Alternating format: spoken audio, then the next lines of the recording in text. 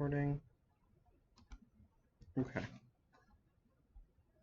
So we looked at the theory yesterday for how to kind of put some of the stuff together to make a search interface. So what we want to do today is now take those tools and I'll apply them to the SportsStore to improve that. So I've got most of the code written here. We'll kind of start looking at a few pieces with it. So as far as we look at this, we'll open up the product controller. We'll look at the list method. As far as our parameters here, nothing's really going to change there. It's going to be the same thing. But one thing that you'll notice that's different there with our parameters versus what's on your handout is notice that there's a category in there, right? There's a category that's an input here. So we're going to have to add that into the where clause again to support that category tab. Remember that? So that's one thing that's going to be different than what's on your handout. So the way this structures out, that first part's the same. Basically, we're going to say, give me the products. When I get to my where clause, I've got that same bit of logic where I'm saying, okay, I want to split that query up by keywords based on spaces, and we're going to loop through those. So we're going to search in the name, the tags, the description, and the category, because those are different places where we might see that word occur. So that's what's in there. But the other thing that's in here is the other thing we need to add to the where clause is that check for if you pick a category tab, we only want that category. So this is that additional piece that we need in there. And that's going to be there every time you have a field on your search interface, you're going to have a different check there. So if we think about like our work orders, right? I would put an if in here to check for, did you give me an order ID? If you did, then I need to add that to the where clause. If you give me a start date, I need to add that to the where clause. If you gave me an end date, I need to add that to the where clause. So we're going to have different things like that. So if you want to start pulling that in, that's where I would start. That's going to get us to having multiple keywords. Should we still have Huh? Should we still have the old query? So you'll have some code in there. This is what we want to transform it into. So if you look at, let me see if I can pull that up. If I look in history, in my history I can kind of see that. Let me go to view history and details, bear with previous. So I did add a reference here because we're doing regular expressions. We need to add in a reference to that system.text.regular-expressions. That's what you need anytime you want to do things with regular expressions. And kind of look here, see what we had initially, what you will have in front of you right now, remember, is you're building it up like so, and building count-ups like so. That works as long as you don't have something as dynamic as this. Does that make sense? So this works the way you had it, the way we had it structured. That works as long as we don't need to build a where clause programmatically. As long as we're not completely building up this query programmatically. That's where we've switched over to this other system where we're writing it like so. Does that make sense? Because we need to build it up a bit more dynamically than just being able to say, hey, it's always this.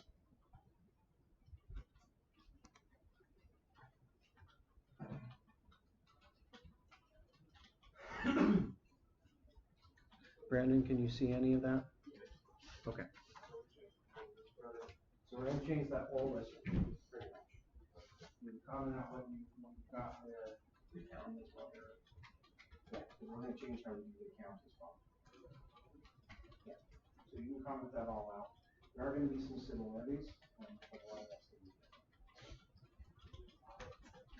different. You could. Model's going to be basically the same. That part won't be.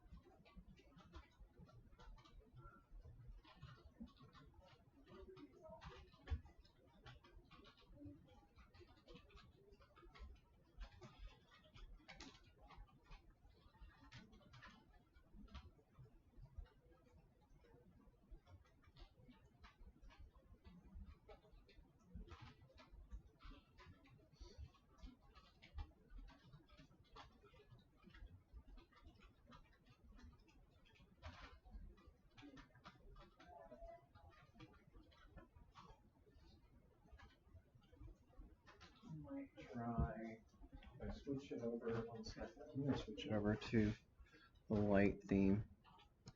That might make things easier to read.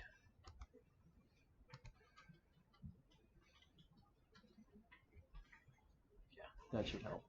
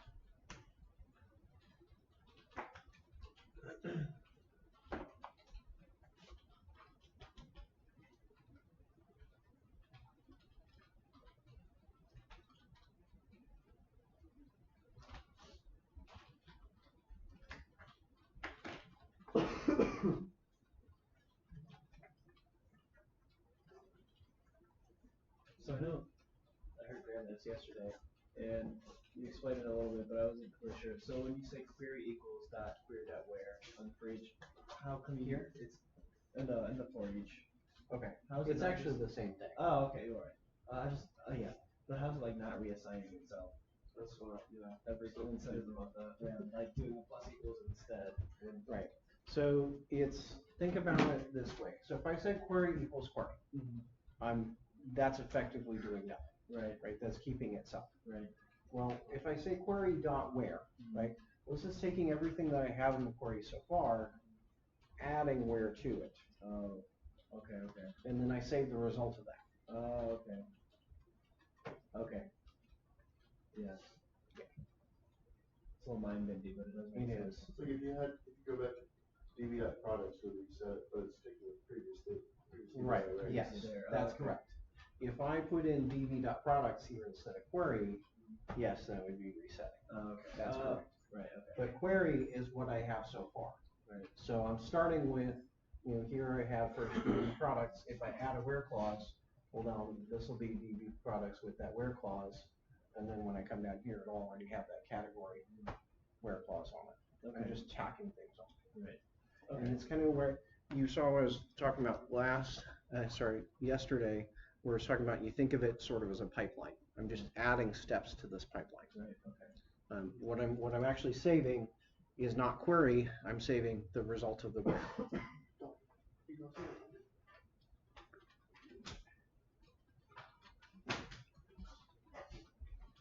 So effectively, it becomes like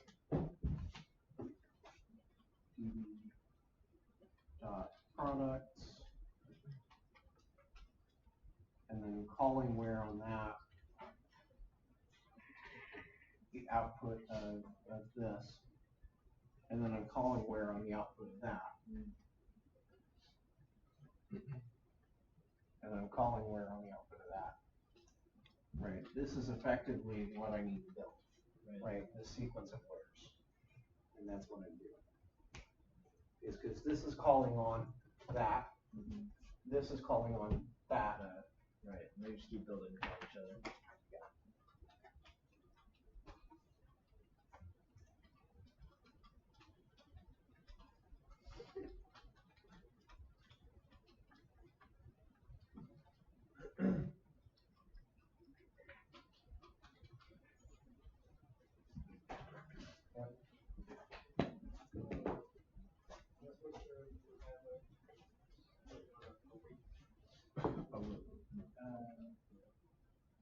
Not yet.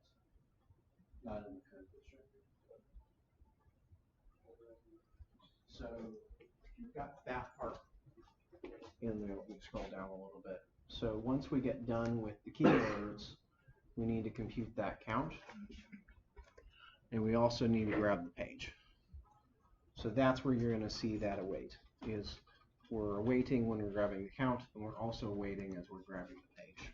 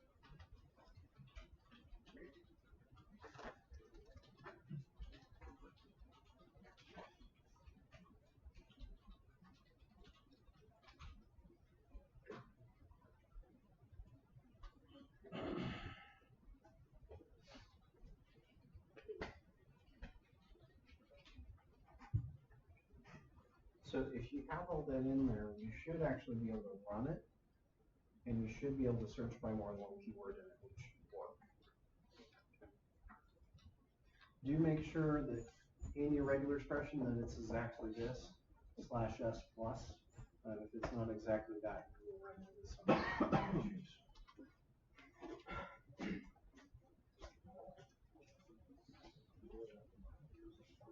So that's your. No, you should have this at the bottom.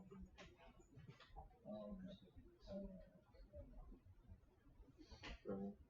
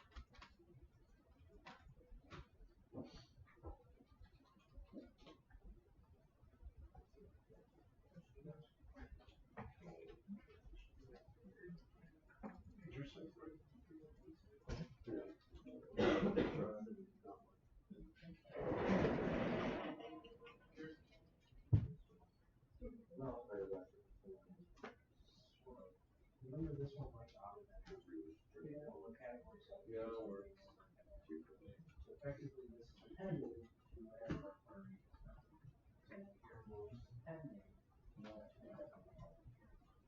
what is this? We kind of think like that. Right? We kind of think of it as new plus equals and this not. So what? How the syntax works. No, really no, but Yeah. comparable is comparable. Yeah. It's really more like on function on state and culture function. Is really what's happening.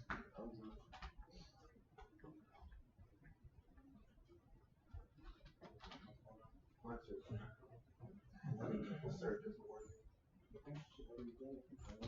Zero results.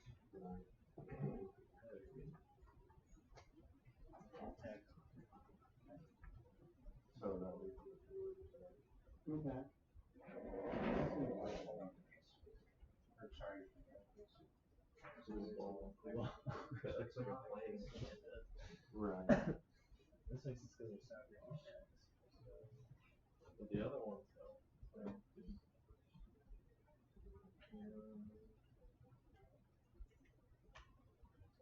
So, is your corner flex off of hip socket? Yeah.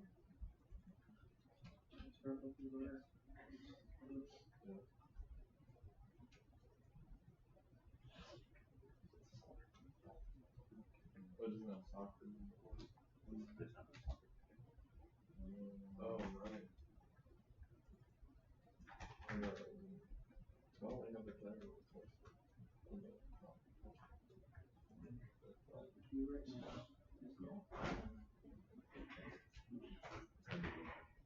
What? I haven't done any time. Literally. You said that they do myself. Yeah, but this is well, one is my friend, he doesn't really fun, and then the other is. Oh, here it is. Plus sometimes.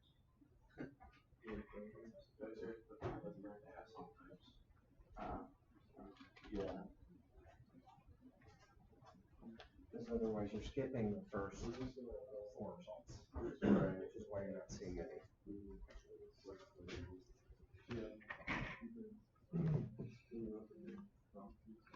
Okay.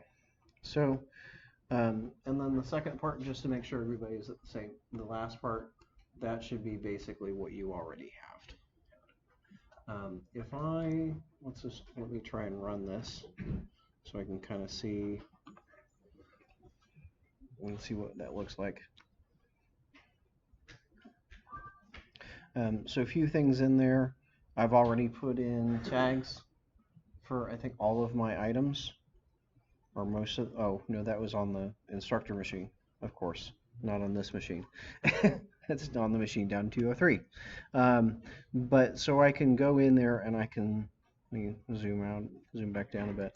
So if I type in, let's say soccer, because yeah, we're looking at the category as well, that's going to give me the items that are only in soccer. If I look for water sports, that's going to give me just the items in water sports because that's our category. Similar thing like that.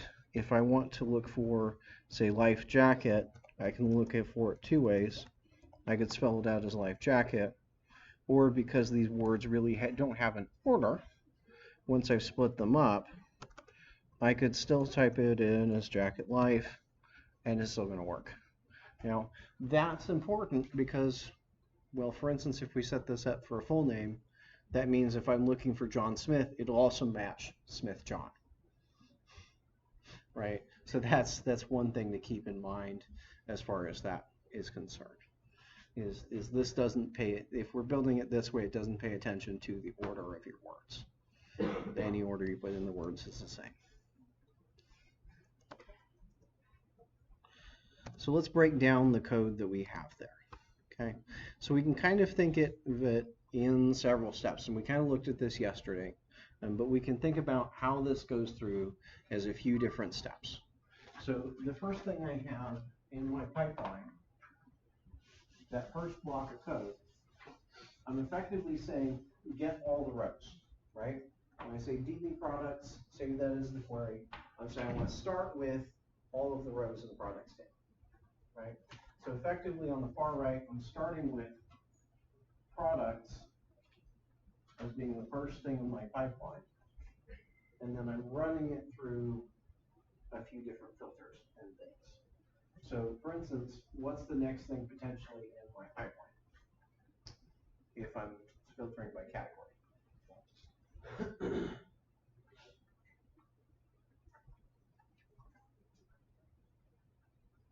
It's going to be this logic, right? So this is the next piece that I'm going to put in my pipeline. And then the next part is going to be this. So I kind of can think of this big box here, which is going to be my where clause. It has both of those things in it. So I have the category filter in here.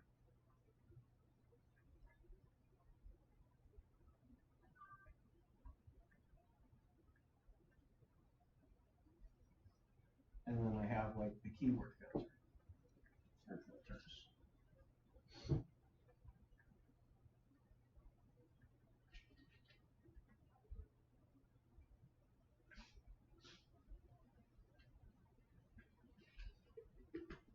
All right.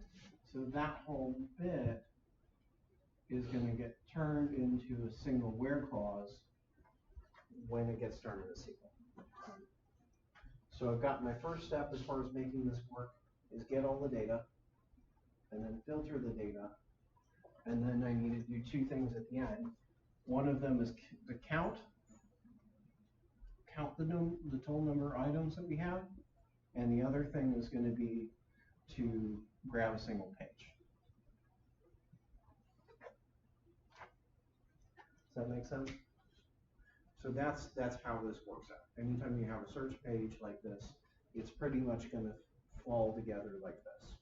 So you start with get all the data, do all the joins and includes and then different things you need to do to get all the data, filter the data, and then do your paging stuff. Does that make sense? Both of these parts are effectively needed for your paging. But by building out this way, we're reusing that code. So for instance, we don't have to write all of this code twice, right? I'm only writing this once. I'm not having to write the where clause here and there again. Does that make sense? So I'm saving a lot of data by doing this way. Versus the other way we had written it, read what you had there previously. If you compare it, you'll see that there's a lot of code duplication between here we're doing the count, here we're driving a page, right? Basically the same code. So that's step one, okay? So we have that now working with multiple keywords, okay? The next thing I want to do is I'm going to bring in Jquery Ui, right? So where do I need to start with that process of bringing in Jquery Ui? I'm assuming you can just put it in the layout from the. I need to put it in the layout. And what specifically do I need to put in the layout? And you put a style sheet in the script tag. Script. So we'll start with the style sheet. Let me go look at this where I've got it. So here's the bit of code that I needed to inject there. So I'm using the base theme. I'm injecting it in there between my main CSS and my Bootstrap. If you don't have a main CSS yet, please go add one because we'll need one in a minute to style this dropdown.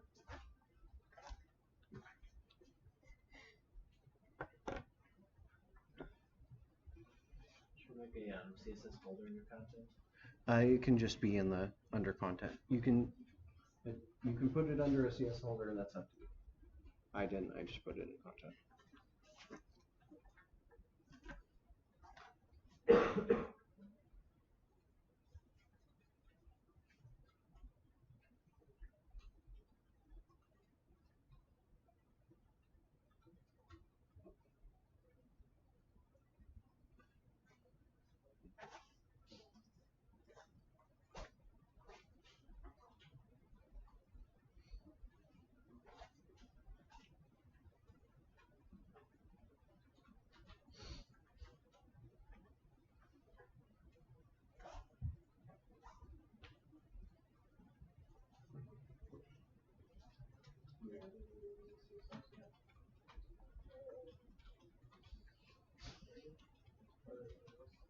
see what I have after that in the CSS? You need to add that. You want to create them feature error styles. You will also add the CSS. Yeah. So what can you do with site? Can you like what is site CSS? Is that So site CSS and main CSS same thing. okay. If you want to rename this, rename it as main. I'm assuming this is like auto-generated. Yeah. Site CSS is after this one. And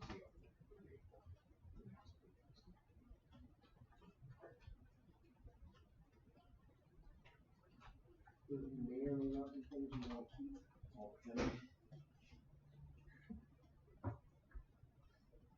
So, for instance, I bring in just a body and say, hey, you want to have margin at the top. Yeah.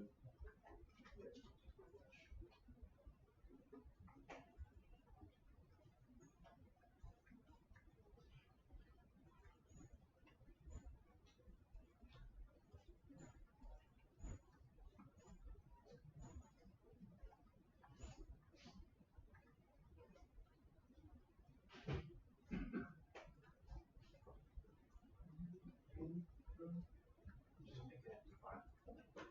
empty file. Yes, so one identify make sure that the other yes.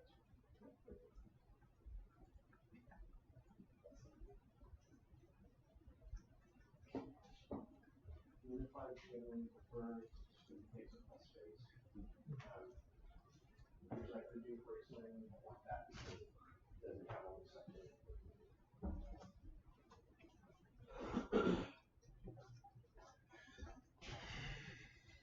Okay. So we added that style sheet in. Hopefully you've made an empty file here for main CSS. The other thing we need to do is add in that script. And remember, kind of we talked about this yesterday, but that's where I want to put it. Okay. So if your scripts aren't in that order, please change them so that they are. They may not be, but this is the general order you want the scripts to be. This link, again, you can find it either on the handout or you can go to codejquery.com, but make sure that you have HTTPS in there instead of HTTP.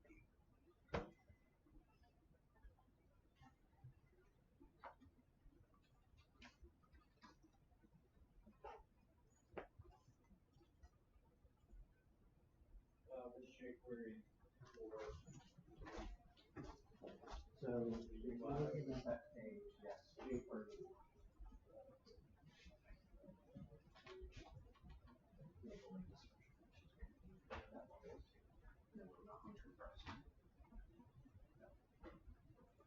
You can see what I have in there, jQuery Ui.AWD. That's on the screen.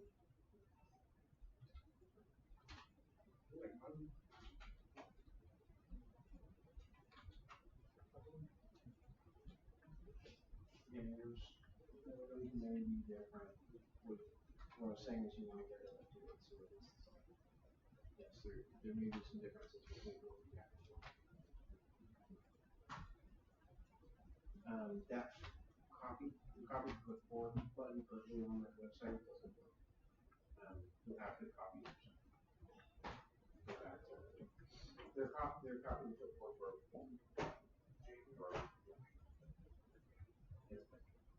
So you see it selected.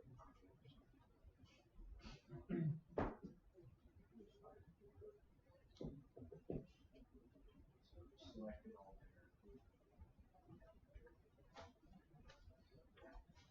I'm not sure what happens to the copy clipboard button, but it doesn't work anymore.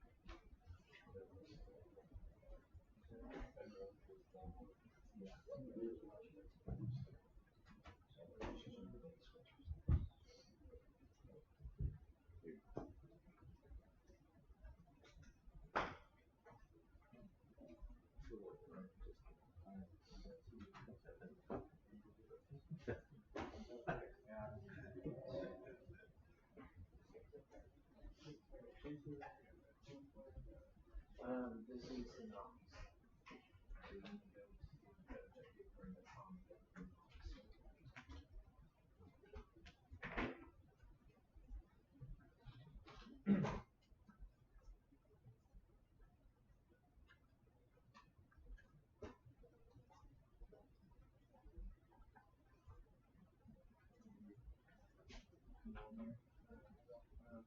you're still missing a few things from that in a different order. So you validate number should be those three. Yeah. Delete all that stuff.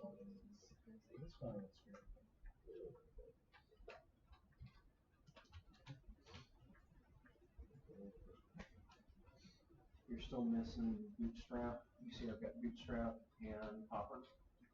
You're still missing those, and you're still missing main.js. So that's this is what I'm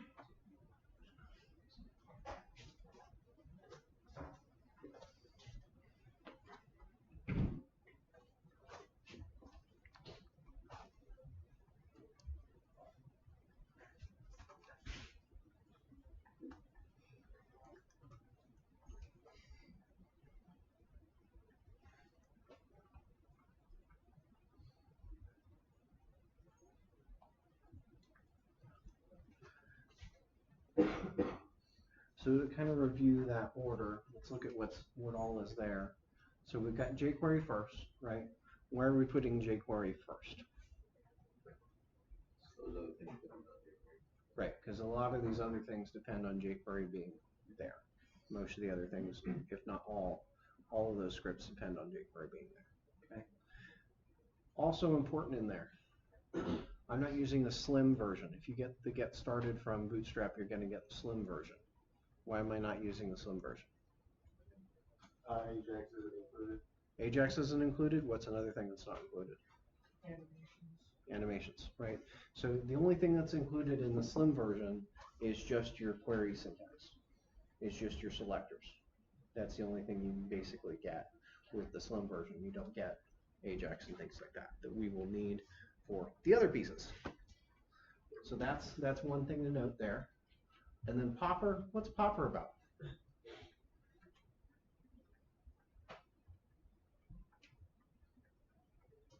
Isn't that like alerts or something? Sort of. So we call them kind of callouts is maybe the best way to describe them. So Popper is a library that lets you kind of do like tooltips or that kind of thing. That's how it works.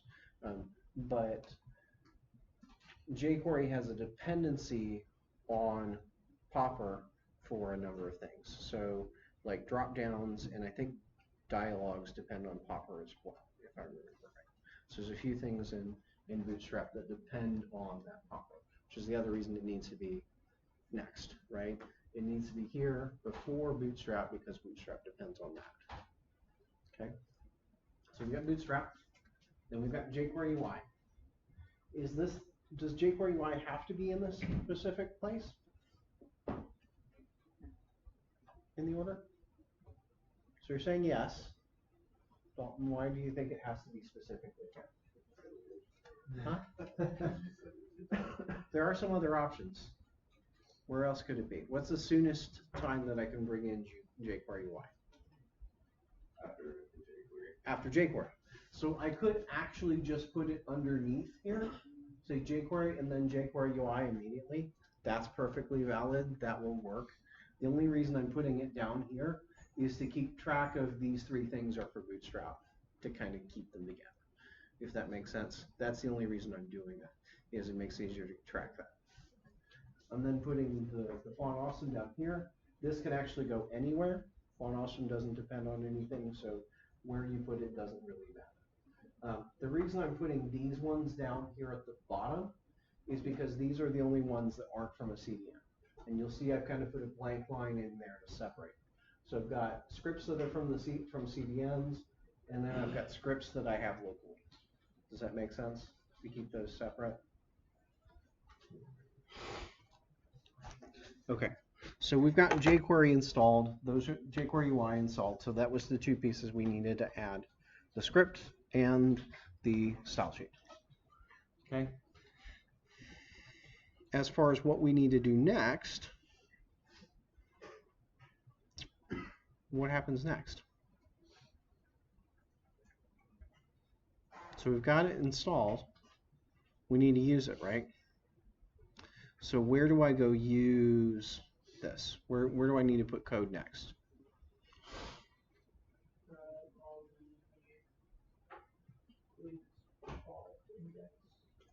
Okay, or product list. And why specifically product list?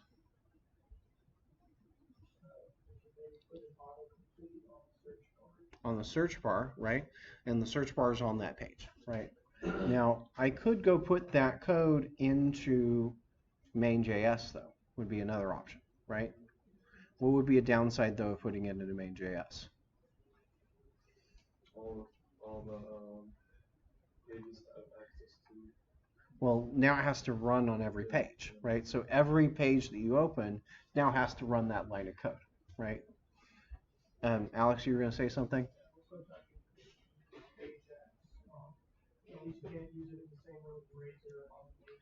Right, I can't intermix Razor if I want to intermix Razor. That's right.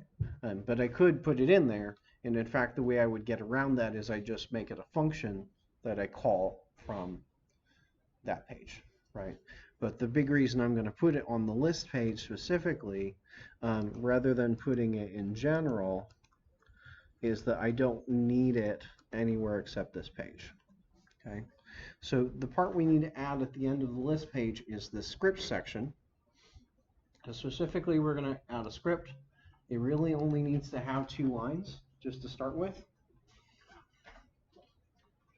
Because all I'm going to do, I'm going to build up this list of categories, and we're just going to use that as our list.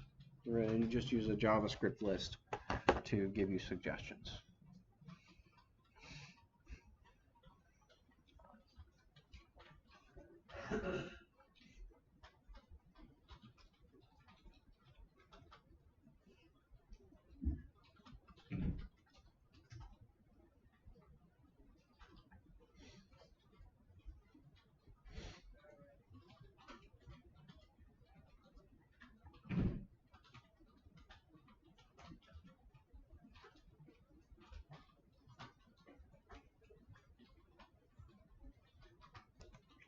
This line that's commented out, don't worry about it, we'll come back to it in a minute. We'll build it this way first. Does Yeah. autocomplete, like, or, Mhm. yeah, like, not the all. So you know how, like, in CSS, it will autocomplete for you when you type it? Okay. Bootstrap, does that work with JavaScript too? It all depends. Sometimes it will, sometimes it won't.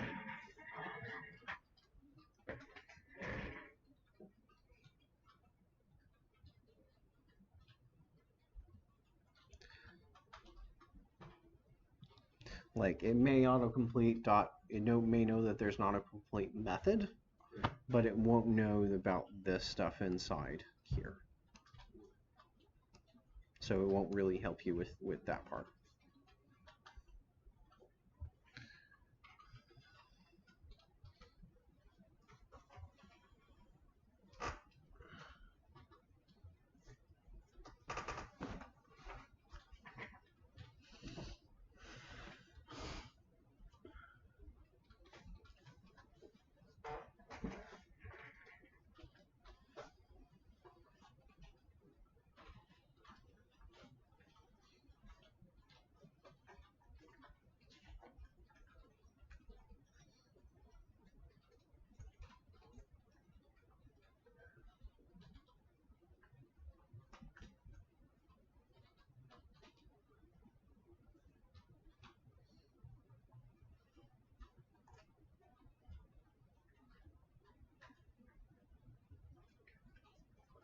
So if we test that out, and go run that in the browser.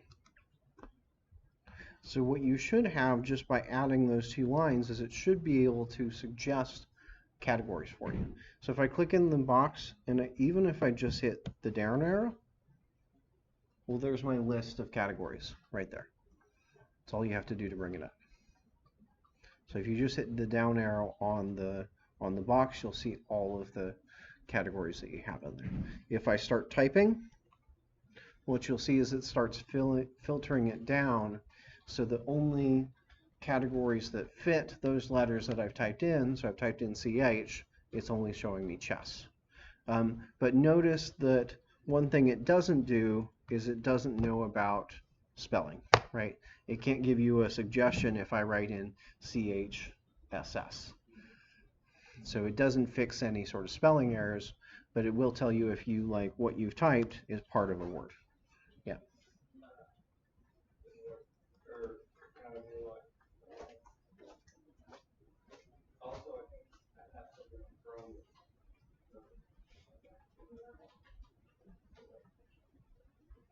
So we still need to turn that on. Let's go look at your code real quick and check it. We should have an ID queue. So go back to, yeah, make sure that you are up to the top of the file. That is one thing you want to check. You want to make sure that you are actually performing this ID key, which you did. Yeah. So on your input, you do need to add ID keys.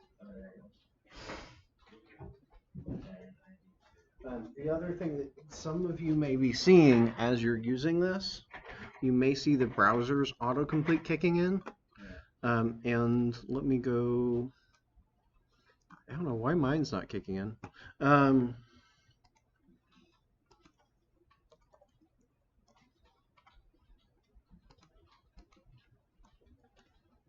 So one thing you may need to do to turn that off, again, you may want you'll want IDQ.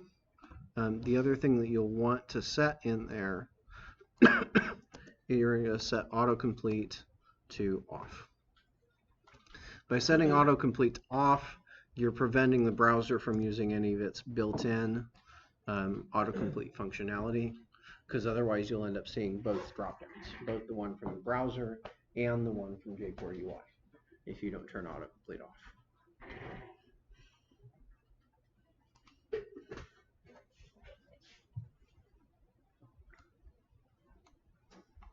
I think this might be a problem with my PC maybe, but my search results are showing up.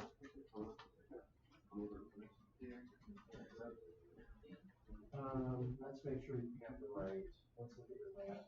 So I'm going to guess you have the right.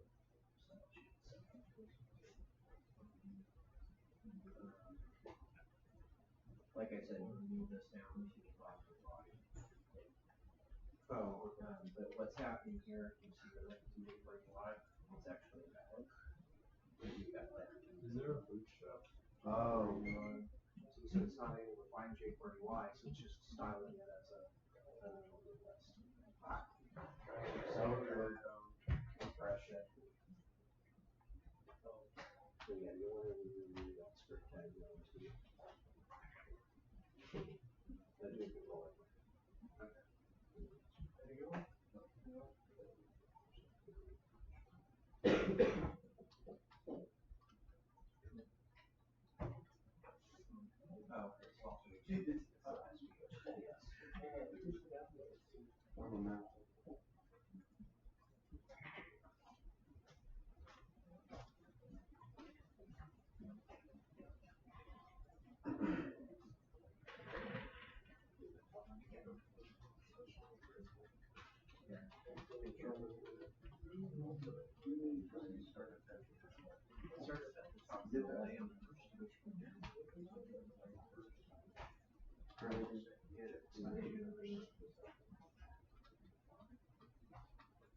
So Stop sheet looks good.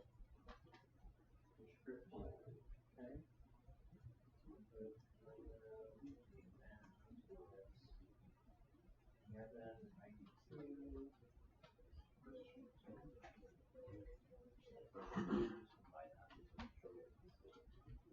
What?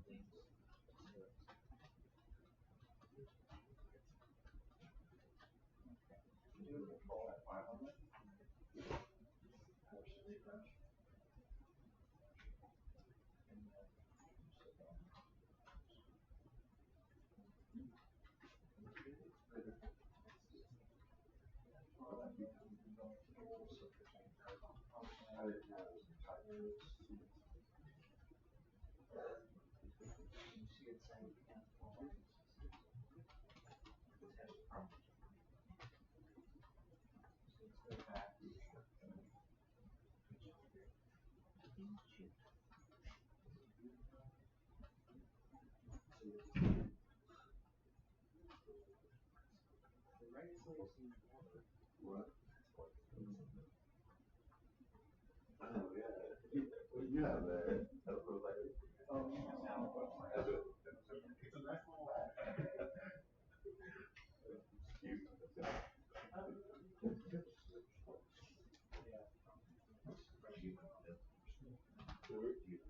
Yeah, I did. Cool.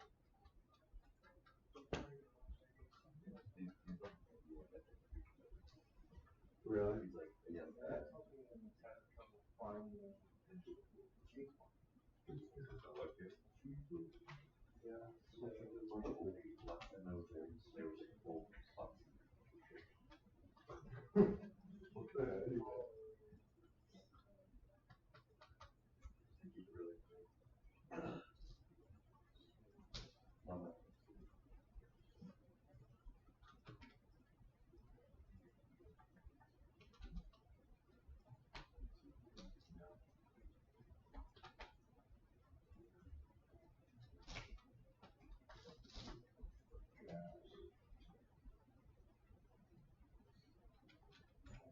That did bring up something.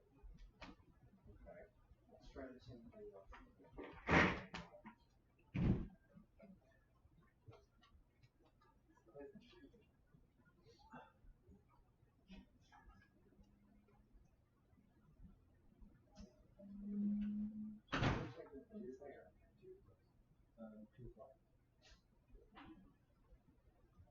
Sometimes I do.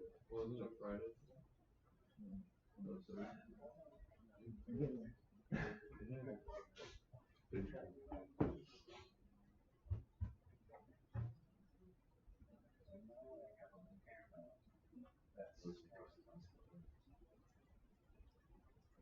Christmas music? You're already there, huh? I heard commercial was like a Christmas thing. I don't like Christmas, so it doesn't bother me too much. My sister.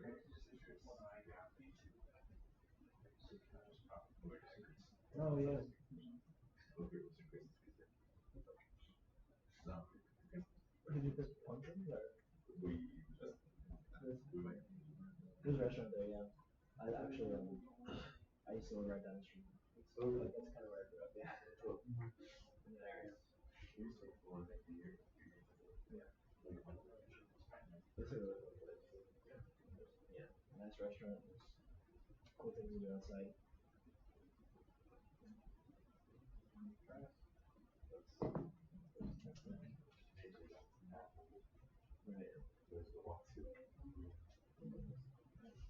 You go there and get Christmas trees too.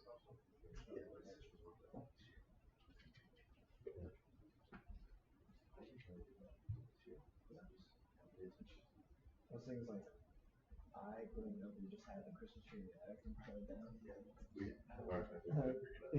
Like all the time, my wife is like, she has to get a real Christmas tree. So like the past few years, like that.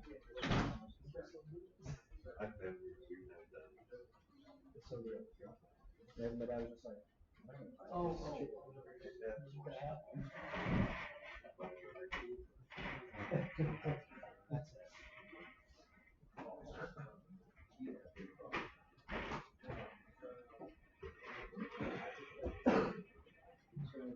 So, let's see what comes up on the console.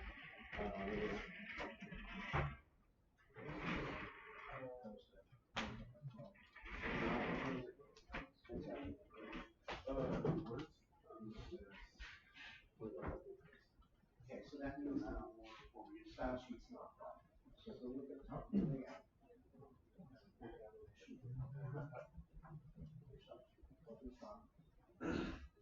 so make sure correct place, HTS college. so you said take a break. Yeah, you can take a break. Come back to 2.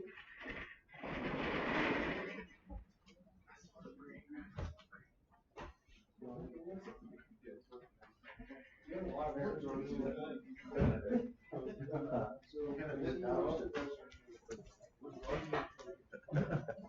All of them. So the first one Is that what it says?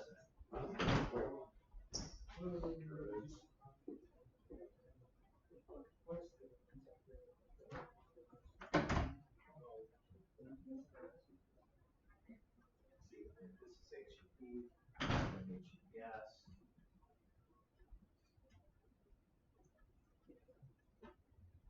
Because you can't, if you're on, right now the website's running over HTTPS, as long as your website's running over HTTPS, you can't load anything that's secure. Everything has to be secure. So, it's working.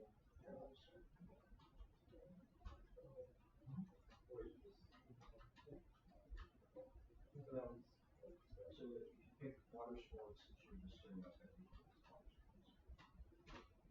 Yeah, that part works. As far as expression or stuff. You gotta make sure everything's HTTPS. Yeah, that's the problem.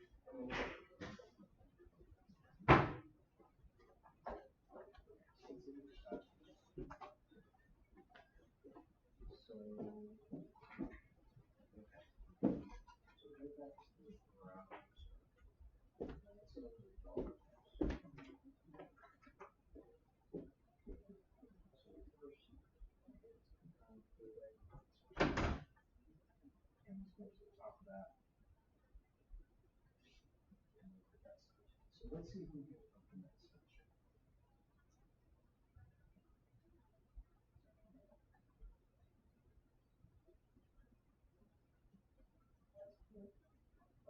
One thing I see here, what's it doing here?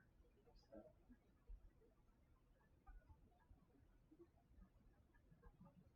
So that's not proper. Just try to do it with all that's right. Force it to it.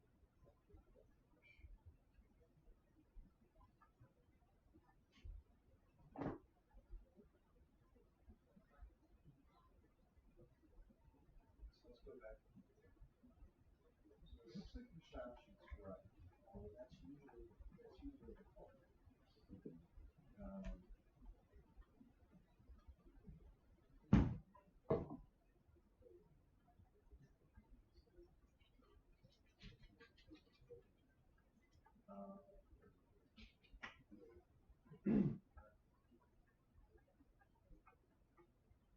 Go back to the data section.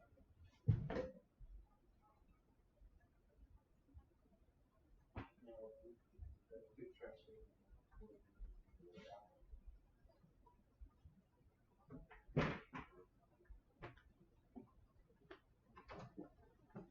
So I know that you're off the list or something you have to do.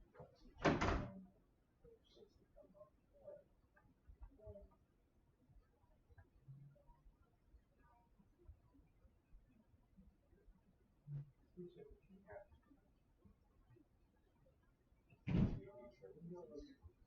Oh, yeah, that will do it. That will do it.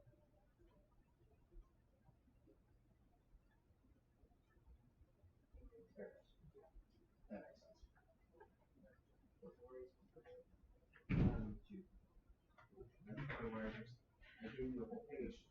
Go. Just copy and paste it from here because there's a lot of things that I can get caught on.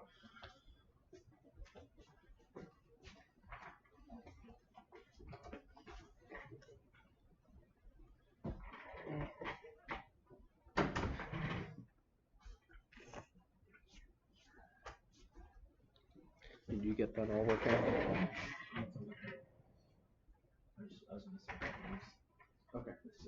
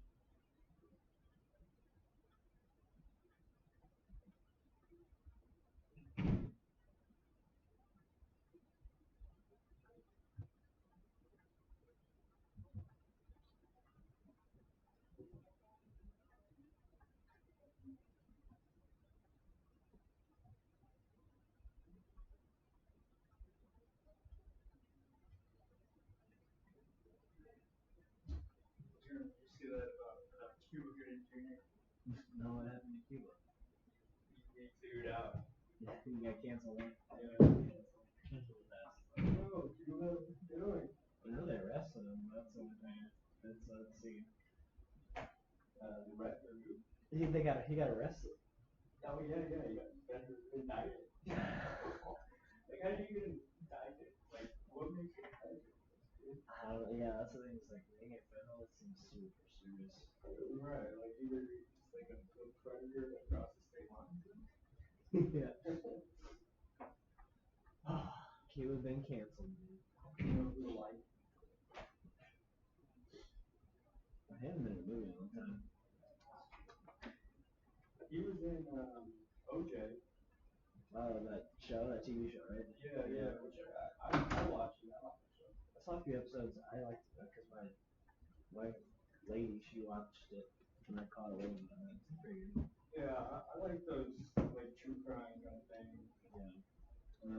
Was OJ was such a big case. OJ's on Twitter now. Yeah. That guy tweets every day.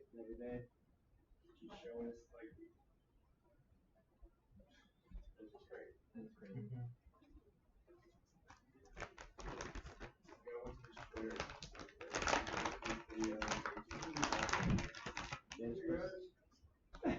Hey Twitter. Come up and watch your trash.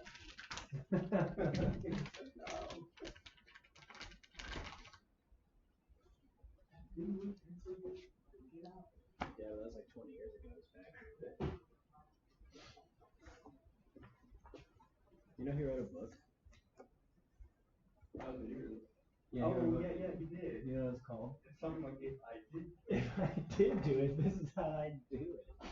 Like, what? I think it's like publisher, like no. It's like, don't do it. Don't do this. It's like, I'm writing. That's like that. That's some audacity right there. Yeah, they're like the nerds. Like, if I did. This is how I would do. You know, my wife, she'd never seen The Sopranos before. And so I was like, let's watch this. And now we're watching it, and she's like, oh, it's pretty good. I thought it was something she'd hate, but she's like, I haven't seen it in so long.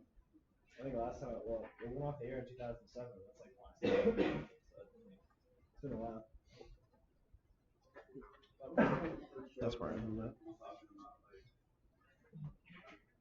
Hanging out with a friend of mine, I gotta go home and watch this round.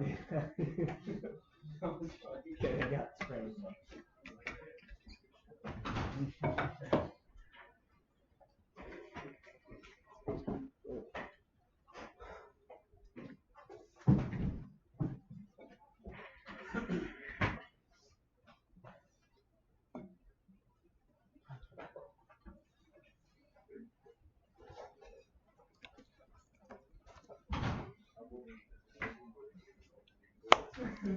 Okay. So we got a basic autocomplete in there. It's just working with a predefined list of things that it can suggest. So there's two one of the things we want to do is convert that over to pulling that list from a web service. That's one thing we'll do. But the thing I want to do next is to look how to style it. Okay. So Jquery Ui was built long time, several years before Bootstrap. Okay, so it doesn't necessarily integrate too well with Bootstrap, which means you're going to have to style it to make it fit together. Okay, there are a bunch of themes out there, but you may still find that some of those themes don't necessarily make it look the way you want it to. So there's a good chance that you're going to have to maybe do more than just taking a theme off the shelf to make it look the way you want it. Yep. So you can't customize it with CSS at all. We can customize it with CSS, but we can't apply Bootstrap classes to it. Does that make sense? Yeah. So I can't apply like the drop-down classes and things like that that are in Bootstrap, but I can use CSS to style it. That make sense? So that's where we want to go into the main CSS file that you should have already created, and we're going to start writing some CSS to restyle this the way that we want it to look. Okay, so the first style that we're going to put in is going to be to style the entire pop-up. Okay. I would recommend putting some comments on here just so you can go back to it and see what's going on. So the class that I'm going to refer to is Ui-Autocomplete. That's the main drop-down itself. Okay, that's the main pop-up that shows up. So a few different things that we may want to do with that. So for one, I might want to remove the border from that, which is what I'm going to do first. So I'm going to say remove the border. Kind of look at it over here, and you can see that border is now gone. Okay. I'm also going to remove padding if there is any, which I don't think there is any right now by default. But just to be safe, I'm going to set that to 0.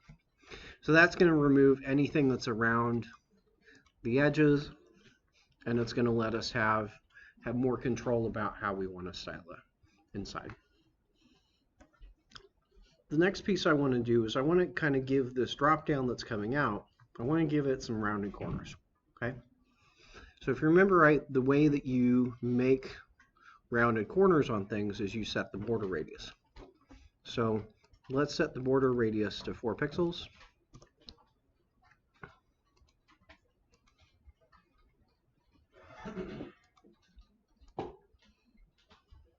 And you can kind of see that it's come out rounded. It might be a little bit hard to see there, but it has, there's the edges there are rounded. If we change the background, that will definitely be easier to see. So I'm going to go do that. Background is, let's call it 33, 33, 33.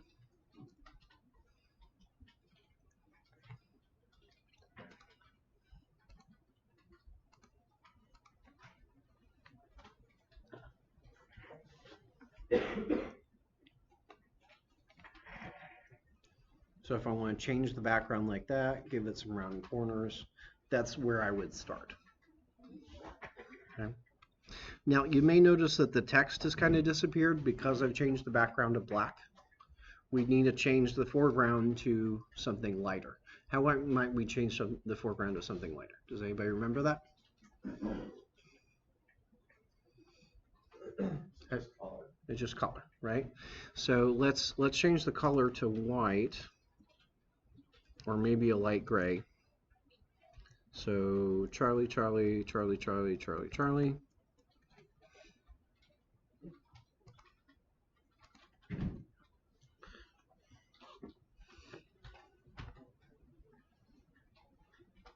So now I've got a pop-up that's showing up. It's showing up in a different color.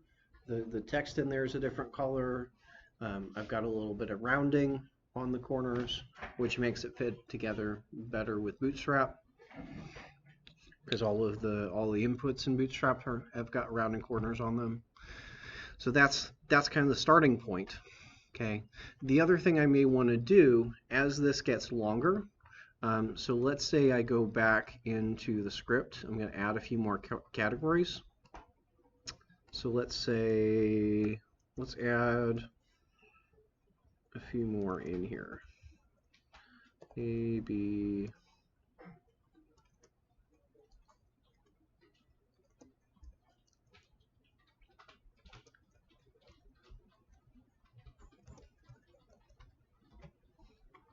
So I've added 6 more categories in there, which is going to make it a little bit, the drop down a little bit bigger. The default behavior with this is that it's still going to show, it's going to try and show all of those items.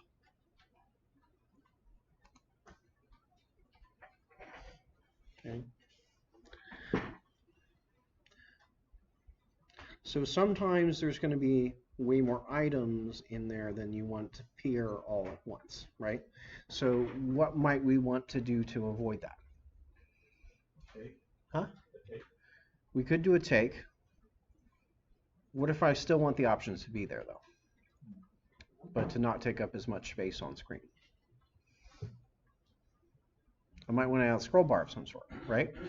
So the way I add a scroll bar to that is I use a CSS property called overflow. So I'm going to set it as, first thing I want to do is set the max height. So I'm going to say that the max height, see, I don't remember if 10 EM is going to be the right number. Yeah, so I can say give it a max height that's going to limit how tall it can get. But you'll notice when I did that some of the options disappear now, right? So I can't actually get down, well, they're there, but they're kind of out of space. Does that make sense? So I want those to actually be there. I want to have some sort of scroll bar. So what I'm going to do, so with max height, I'm going to add overflow X and overflow Y. Overflow X tells it what to do when there's not enough space horizontally. Overflow Y tells it what to do when there's not enough space vertically.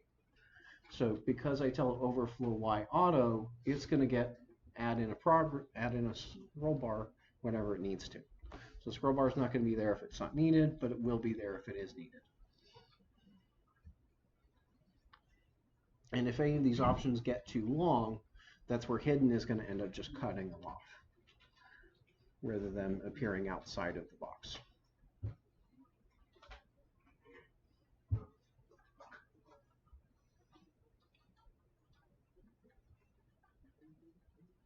Okay, does that make sense? So these three work together to effectively implement that scroll bar, having a max height as well as an overflow X and an overflow Y. That's what makes this list scrollable. Okay. Now another thing I might want to do in there, so I've got the basic, the pop-up working fine. I might want to style the individual items, right? So this class is the class for the whole dropdown, right? So the next one I put in is going to also include that because it's going to be things that are inside of it. Does that make sense? I want to talk about things that are inside of it. So the class, after doing some digging, the class that you want to use there, we'll fix the comment.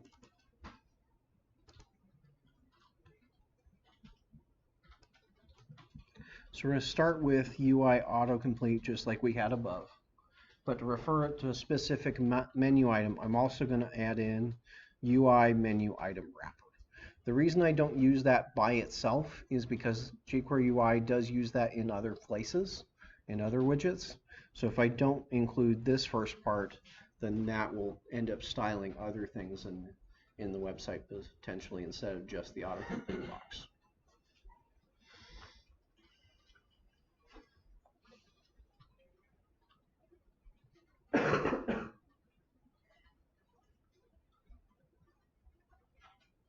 Okay. So anything I want to apply to an option specifically, I can put in there. So what I'm going to put in there is a few different things. I'm going to say those three. I'm going to give it a little bit of padding. And I'm going to give it a little bit more padding on the left specifically. So I'm going to give it 4 pixels all around, a little bit more padding on the left, which is 16 pixels. And I'm going to give it some border radius so it's actually round.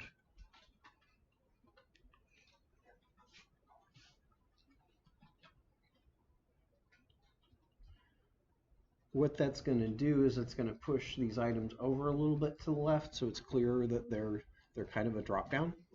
And it's also going to make the corners, if you look really close, they're going to make the corners of the item rounded.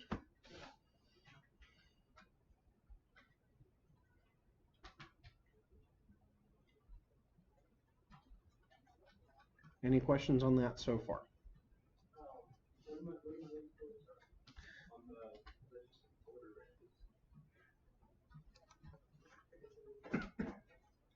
So when you look at it really close, you should see that there's a little bit of rounding on the items we have selected. So look at it. You see how it's going around there? And that helps it fit in to the rounded corners. already.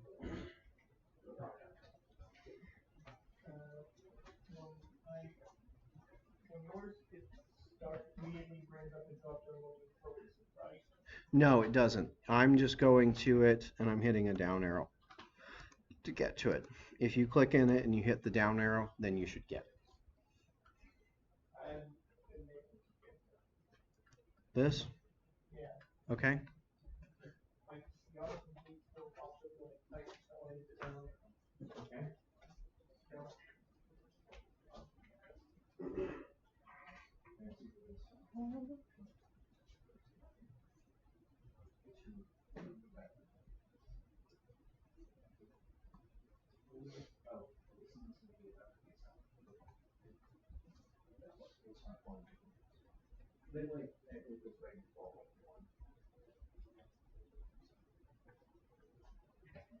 So that gives us some basic styling there. We might also want to change the color of the active item. So this colors all of the items, changes all of the items. I might also want to change the active item. So to do that, I'm going to extend the selector a little bit. So I'm going to have a third one. Isn't that already implemented? Active? It is. The active one is implemented, but I may want to change the color of it. That's what I'm doing. Oh, okay. Right. So right now it's blue background and white text. I can change those colors if that doesn't work well with my color scheme. Oh, right. Right. Because my color scheme might not be blue and white. It might be green and red. Whatever my primary colors are, you want to change that. So what I'm going to do is I'm going to change the background color and the border color, and that's going to change the color of the selected item. So like that. Now I've got green items instead of blue items. What is that third class? So that third class in here, I have UI state active.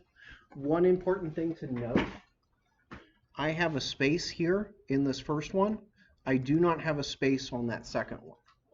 Okay? Why is that? Do you remember what the difference there is between having a space and not having a space? Yeah. Have a space, it will get all of. Actually, I was thinking to get all of the UI menu items that are in the UI autocomplete. Whereas if you have So like, ones that have both classes. Yes, that's part of the mix. So write it up here. So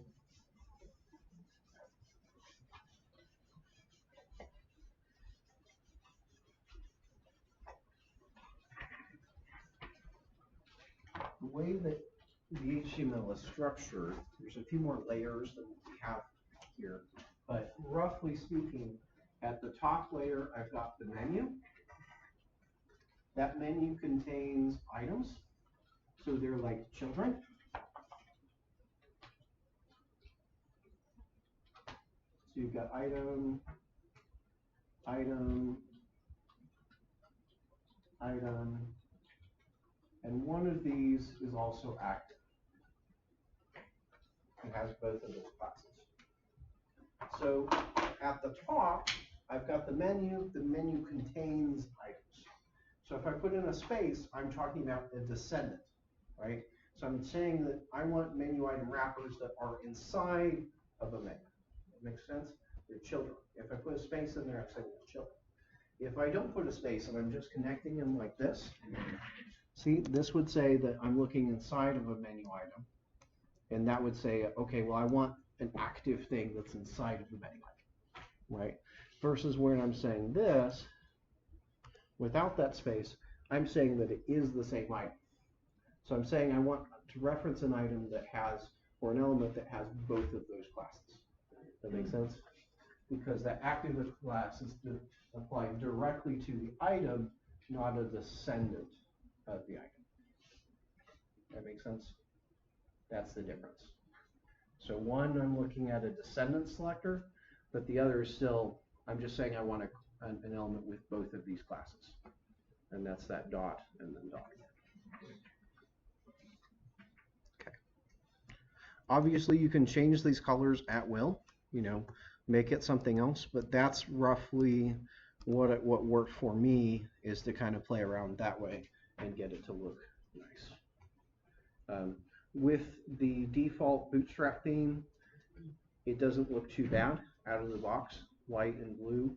But if you're using a different theme, like specifically when I was playing around with this over the summer, I had a different theme, and my theme was primarily a dark gray background with green highlights. So that didn't make, it was really jarring to just leave it that way. And you may find that because this won't change according to your Bootstrap theme. If I use a different Bootstrap theme, I still have to go back and change these Jquery Ui elements to match that theme. Make sense?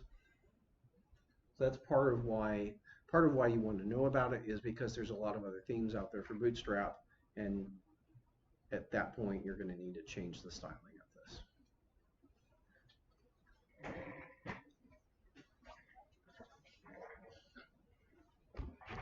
Okay, so we've got it styled. We've got it working. What we want to do is now go back to the list page. I'm going to comment out those 2 lines of code that we put in our script and replace it with a new line. So this is what we're going to put in there instead.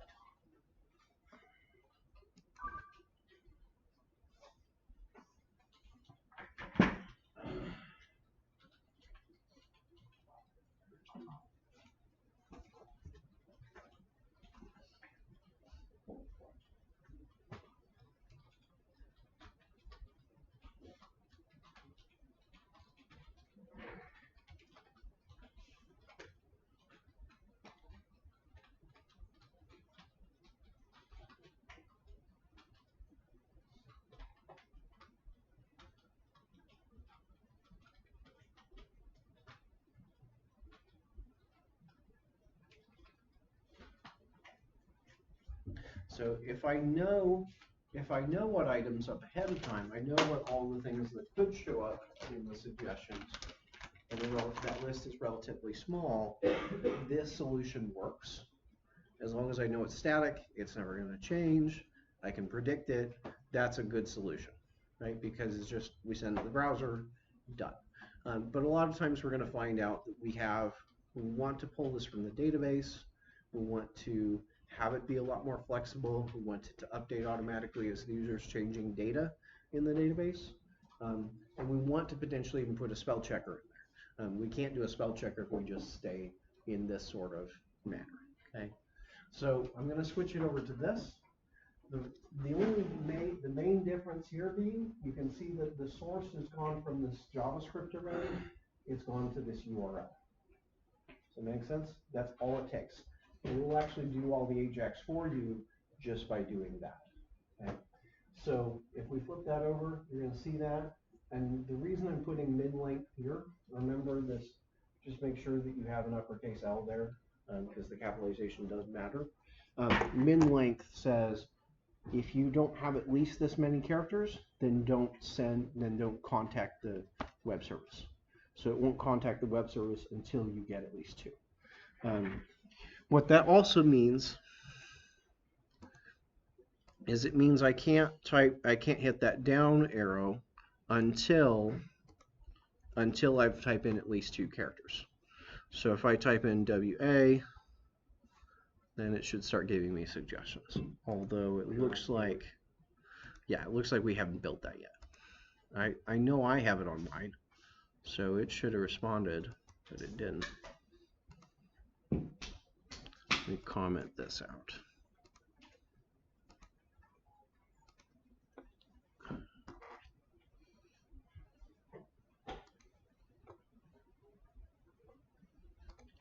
So type in, let me go to the developer tools.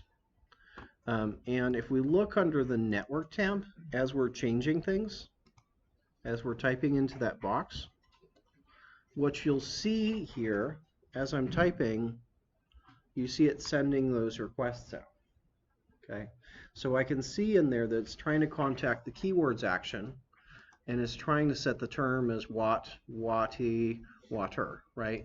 So it's actually sending that keyword as I'm typing it to the server. And you can see the error that it's popping up, right? So it's giving me a 404 error right now because that doesn't exist. Does that make sense? A lot of times you'll run into issues with this, and you'll need to go into the networking tab to see what is the actual response, because you won't directly be able to see it without looking in there. Okay, so let's go to our product controller, and we need to add this keywords method. Okay, so the signature for that keywords method is going to look a little bit like this. It needs to be named keywords. It's going to return async task. It's going to take in the term that the user gave to us. Okay. And if I want to just simply put something out here, so I'm going to say string array. Let's just put some test values in there.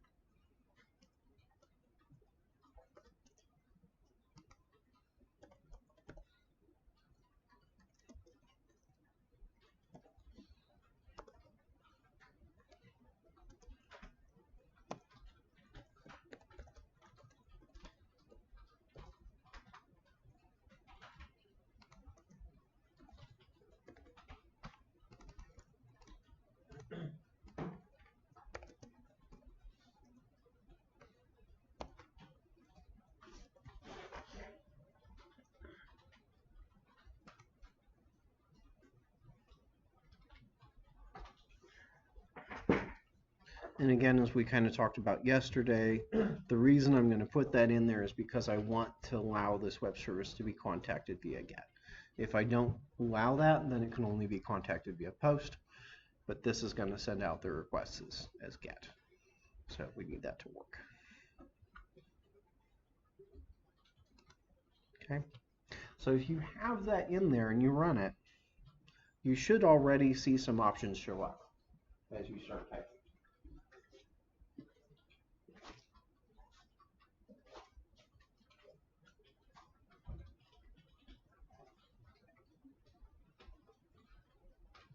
We're reading the these two characters and we get suggestions.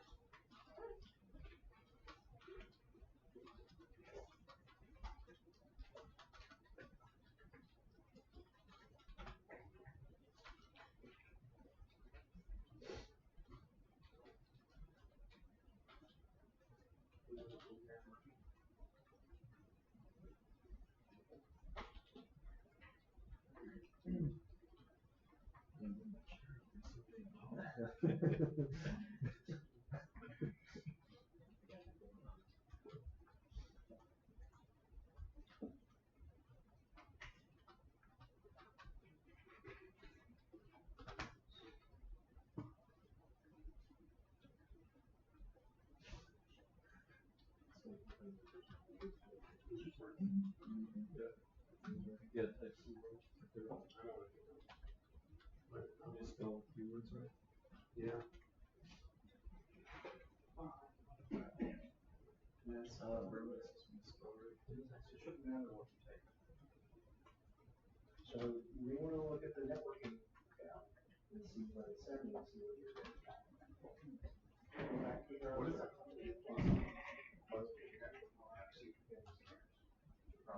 Probably wrong.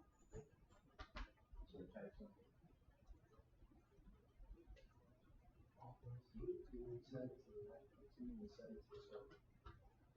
So you probably run your JavaScript.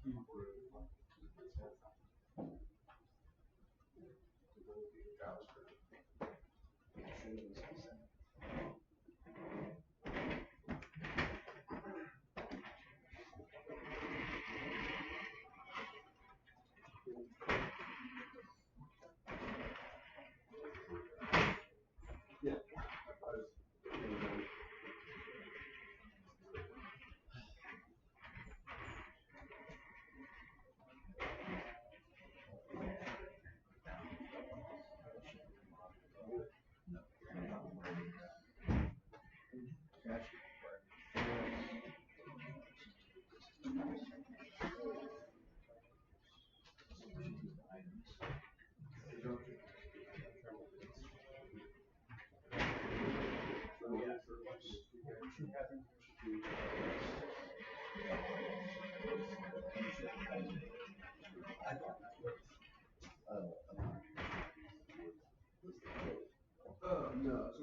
it's just a product.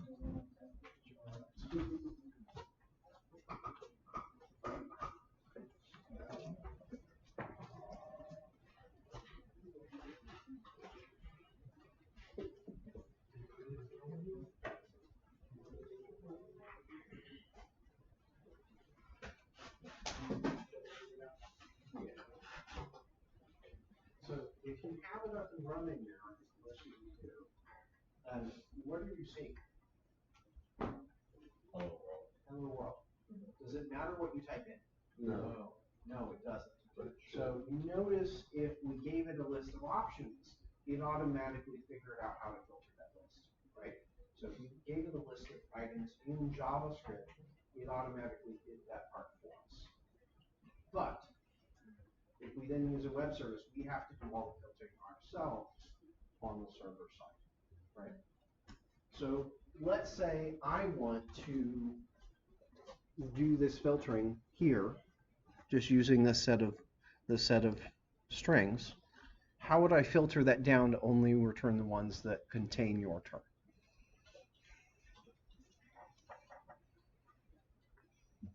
Dot contains term. Dot contains term? So On like what? JSON return where you have values. Mm-hmm. Instead in the return, instead of doing return values. Contains. Well, you can't just do it dot contains because there can be multiple values in that array. So why can't I do dot contains? Because It doesn't give me a syntax error. but when you're working with multiple indexes when you have an array, so you can't just do a dot contains on the entire array. You have to do it. But it's valid syntax, right? You see that? It's not giving me an error. Yeah? Returning Boolean. Okay. Like, does the array contain this value? Yep. Oh, never mind. Right. So I'm saying this array contains term. Okay? Oh, is that going to look for an exact match? It is going to return a look at exact match for sure, or roughly. Huh? Not really. I may need to do something there, but let's just see if I just put dot contains. So you're right, that's just going to return a Boolean. So as I start typing, I won't see something come up. If I look at the network tab, we can see what the server is responding with. It's returning with false, or if I type in exactly world gives me true.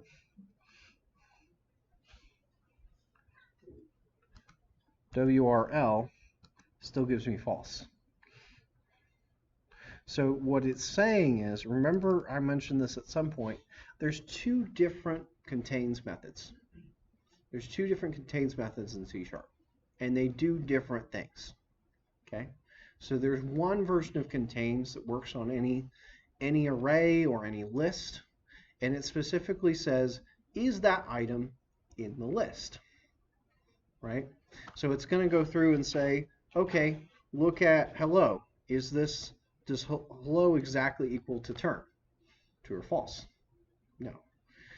Is this, so it won't match WRL or OR or OL, won't match that because it's just looking for something that is exactly in there. It's not looking for, it's looking at the list as a whole, it's not looking at a single string one by one. Okay, and it's also returning a Boolean because contains returns a Boolean. It doesn't return the item, right? So I do need contains, but I need to use a little bit of a different syntax, right? So would you convert it to a list and then use like a where clause to say? I could. I don't actually need. I do want to use a where clause. You're right, but I don't need a list. Okay, because remember, where works on anything that's IEnumerable, which a string array is already IEnumerable. So if I just say var var results is equal to values dot where, and that's where I'm going to put that where clause. So I'm going to say where what? Well, why don't we just start with x equals term?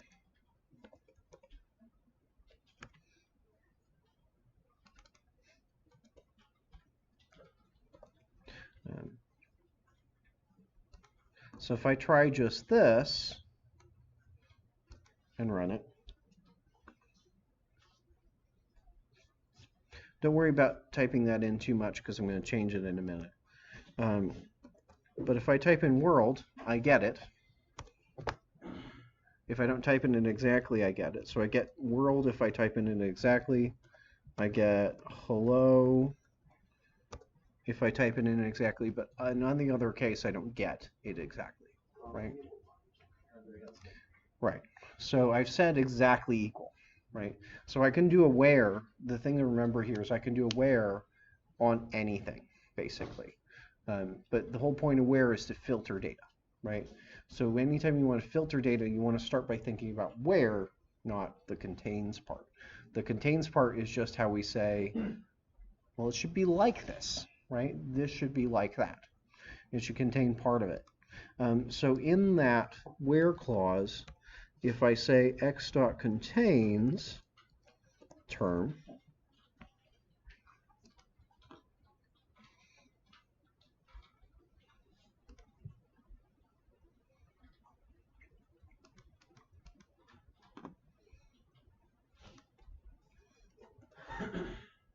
that's where I start getting it, even if I don't type in the whole thing.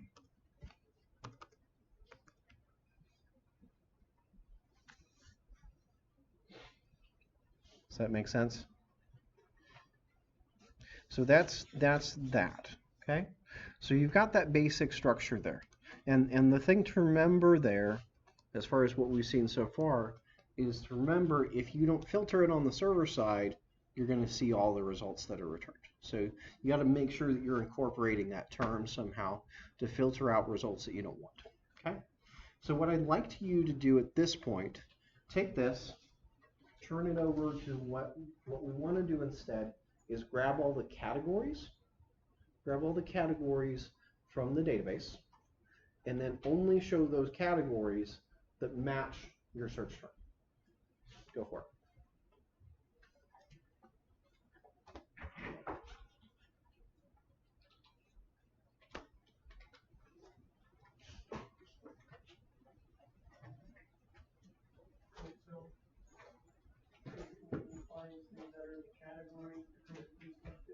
So you're pulling the categories from the database, which is in the products table. So use the products table to pull all the categories. And you want to just return categories that fit the term, right? So if I type in water, that should return water source. If I type in CC, that should return solid.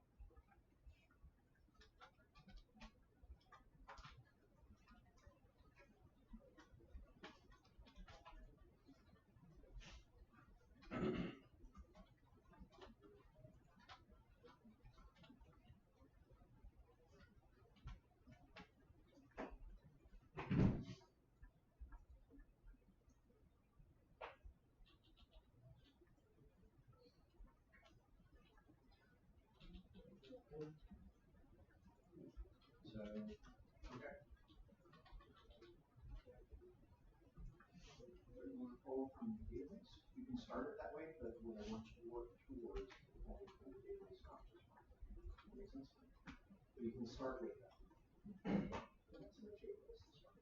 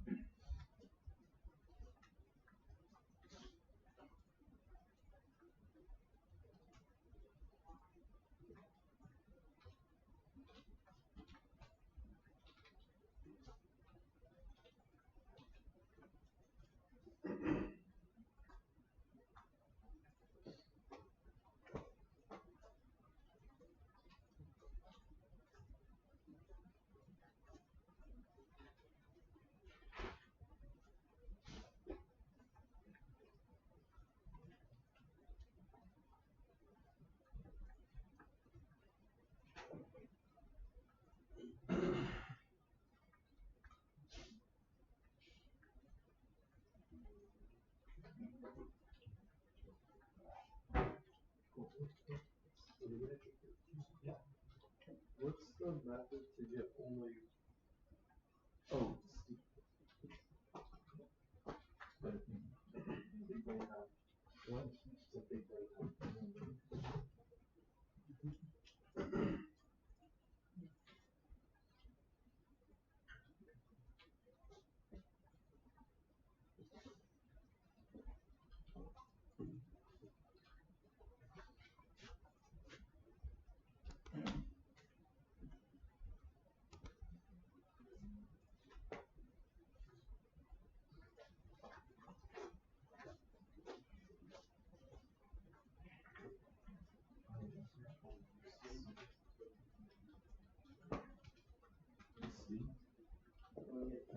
There's multiple of the same. And then one only returns catalyst to match the container. This is more directed. It's going up. I feel like very positive, very family, very proteins, very I need to do this. After you run something, you get ready, so what? This is very important.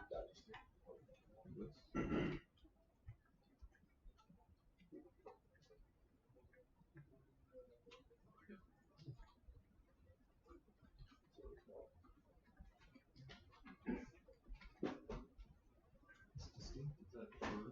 If you make sure you run statement, if you execute on this, it should be after you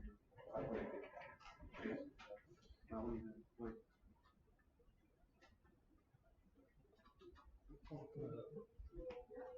try matching things. Oh, yeah. Type in water.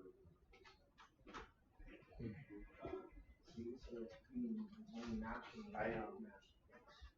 So then it's let's grab the list of categories.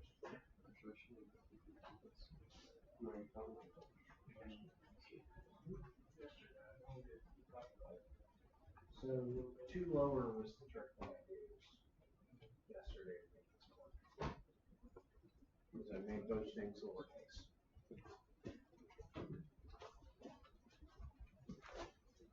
Oh, you know where? Yeah.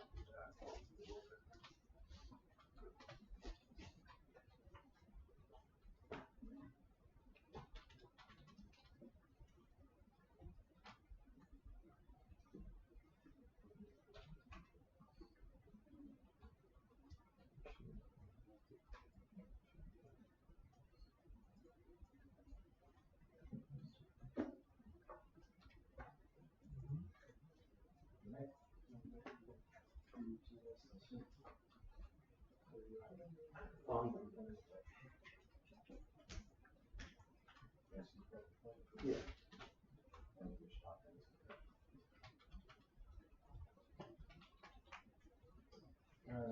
One thing I would say here, you're doing this thing very early, which means it's working with all the data, it's working with all the products. What you do at the very end, yeah, and this is cheap, because the stake is one of the most expensive operations that we do. Oh, so when we're checking the term against all the categories, running it multiples that match, then stick. And then, right, so if you do where first, you eliminate a lot of those. So then we're doing one or two categories rather than doing stake on 4 or 5 or 6. Okay. Or more than likely you're working with 10 products, which are 2 different categories. Right. Instead of like a million products. Okay. So you're doing the distinct on everything at that point. Okay. Show me where. Yes. Okay. So what's that list bracket? So because the syntax says it's like how you're talking about part which had inside of it was everybody's. And then started underscoring. So I grab all of the products, right? And then I select the product and get the categories. Well, you don't need it. Well, for this case, we're not messing with the products. I just ended up selecting all the categories. Oh, so you mean like use dots? Well, wait. Here, this one. All I do is it's been there. Goes to the product statement, takes all the categories. And then it's using terms here against the four categories in this. What? So that's really successful. And what are you getting back as your response? Oh. Like not putting each one of the categories.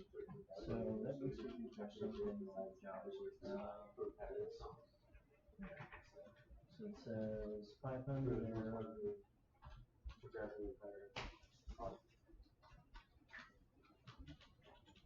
I'm just working on for that game. Execute on it yet? Yeah. You might not be running your latest thing. So maybe the web service just isn't there.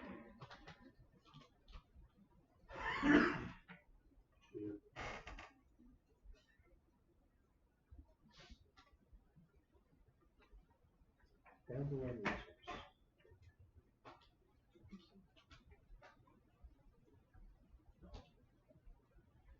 Yeah, my work log, So it says it went. Oh, you mean it. Wait, what does your workflow say? What's it doing? So circular reference was protected on site, yada yada. Interesting. Well, what's your second What one? is you returning Because if you're doing a check the in the terms, entire product object? You just want the name, you just want the name of the category. Right, yeah. right? Did it backwards. I grabbed the categories first and then I checked the second. what would be better? You're checking initially, and then So between what and what? So between where and select? The answer is it doesn't matter. Why does it not matter? Is it Think doing about the same SQL. thing? Think about SQL. That part's getting turned into SQL. So where in the select? Select, where and select have to be in a specific order in SQL. so where happened before select? So as long as you're, yeah, where happens technically before, but it doesn't matter.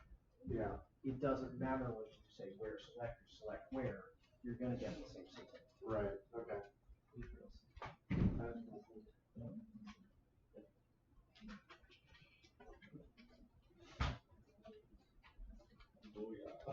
Yeah.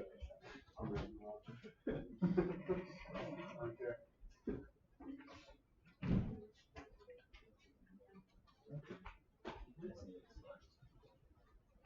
Ooh, interesting. Let's go look at your code real quick. You did it all online. Let's see this one. Think about it. Yeah, I guess you could do Yeah. How much you said products? Maybe think it's more complicated if I break it up. I think it makes it more like, so you can visualize it better. Yeah. So you're saying bar, and you're saying where? Who should you find this to online? Okay.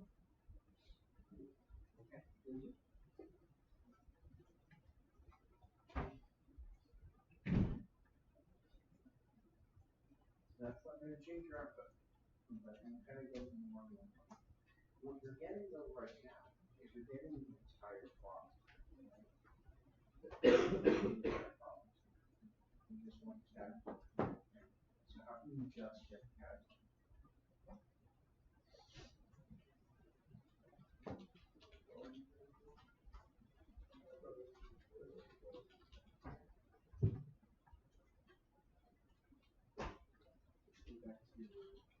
Yeah, so you still have to solve the case.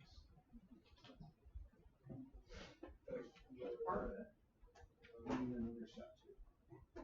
We have to make both things lowercase. You need one thing lowercase, but not both.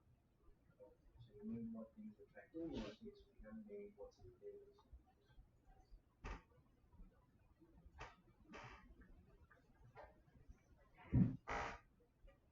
How do you pick off just a single graph?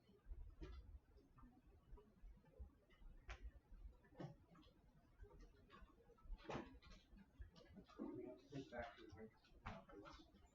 The doc contains. Yep. That automatically implements like a ignore case mechanism. As long as you're doing, whether you're doing contains or equals, if it's happening in SQL, use the correlation of the column, right? Which by default, the correlation of the var column is case insensitive. Oh, okay, That's why. okay. It goes off the correlation of the call. All right, because remember, So- you showed us how to change the correlation. Yeah. Okay. So you can change the correlation to case sensitive, and then that like is no longer case insensitive. Okay, that makes sense. Okay, has to do with the correlation.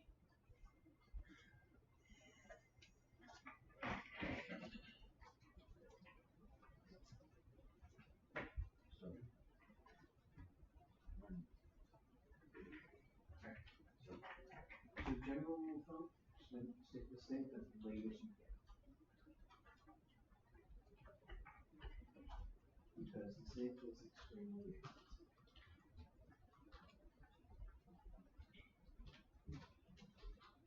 Effectively, it's got a built structure of a lot of things that it's seen already, which is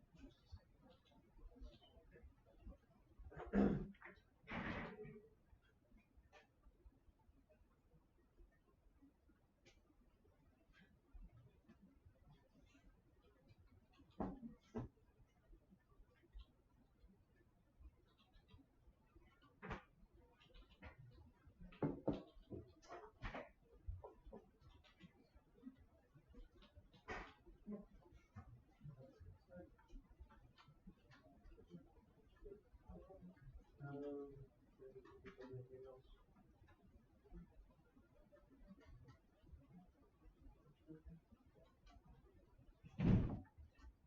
Let's see.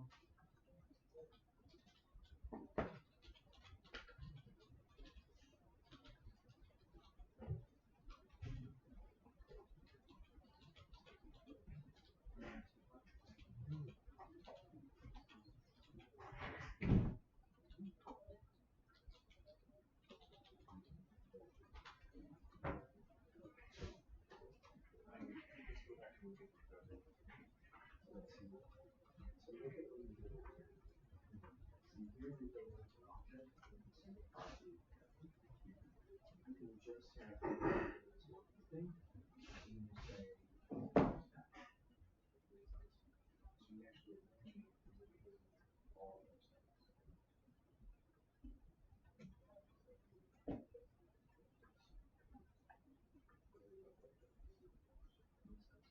So you're just saying what we're going to return these strings.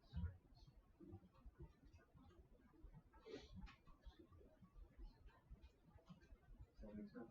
So now in the objects, you're getting this strings. So let me just change this instead of the categories.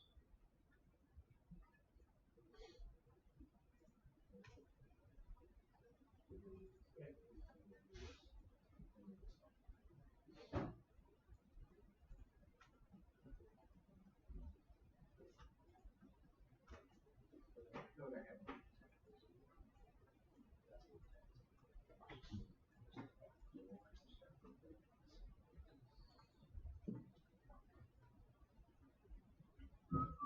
What's happening there? I'm going to copy something. This is for products. What's the respect of Monday? So you're getting one entry for each product. What's the respect of Monday?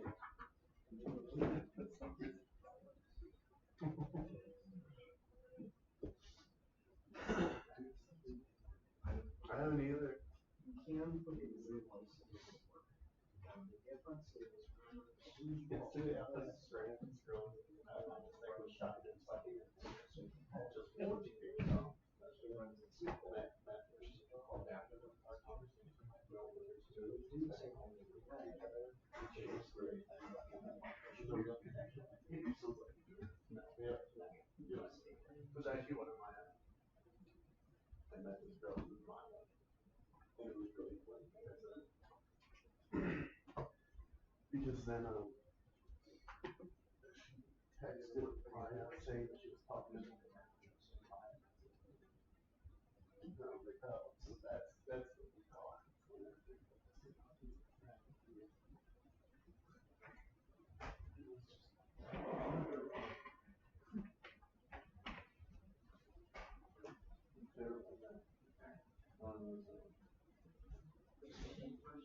Well, there's still errors. Kathy James Chill.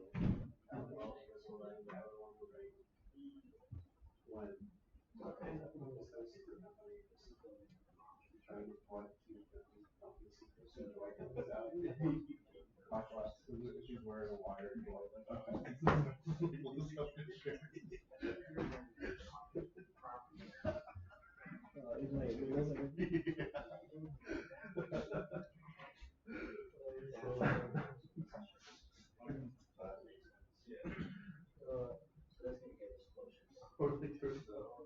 It was such a subtle moment for myself. Michael was being walked down and just all sit behind him. First place in practice till they were the water when Michael was doing it. One of the jokes that I always love that is also really subtle. It's like, I think it's called Wallace or something like that. And there's like it's called Wallace too. Like just like getting annoyed or something. Except they said something just like, oh, and this, what do you have to say? It was funny. I was like,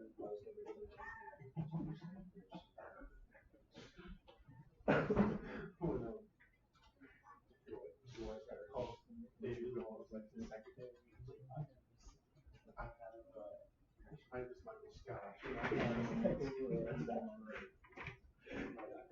Pulls his kids to the wall and walks like the threat. He calls back. He goes, hello, this is Michael Scott. I just thought that was class. Everything's going to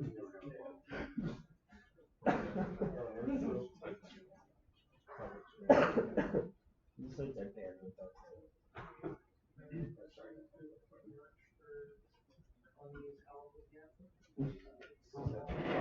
Jesus is king. Do I need to listen to that album? I'm worried. Yeah, I don't know. I was gonna. That's the week out of the weekend. So that's kind of go back to that polar. Did you know he made shoes that are filled with holy water? Really? He made shoes like $1,000 pair of shoes. Oh yeah, I heard about that. Yeah, like the soles. There's like a different Yeah. holy water is actually blessed by a priest. Which is like, yeah, my wife was like, you go to Alabama because you know I'm from. Yeah, extremely. Does that sound just like a weird calling for your wife? Yeah, That's weird. that's weird. I always feel like you're saying. My wife, I feel it.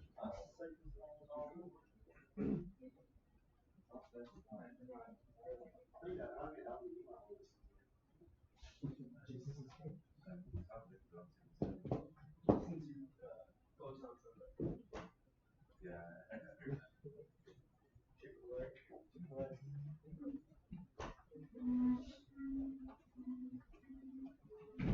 Every time I want to go to Chick-fil-A, I always crave it. Watching football. Yeah. Chick-fil-A. Irony of Chick-fil-A. Yes. I know that's true. Popeye's got that spicy chicken sandwich. It's all that Colonel, man. Yeah, I guess the Mashed potato bowl, baby. Yep. Or Raisin King. Yeah, raisin.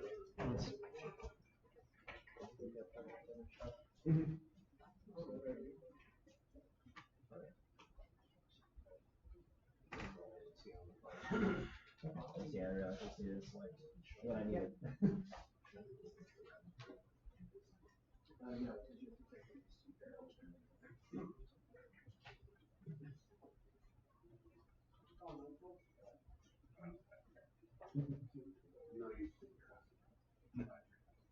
I was thinking of the first accent.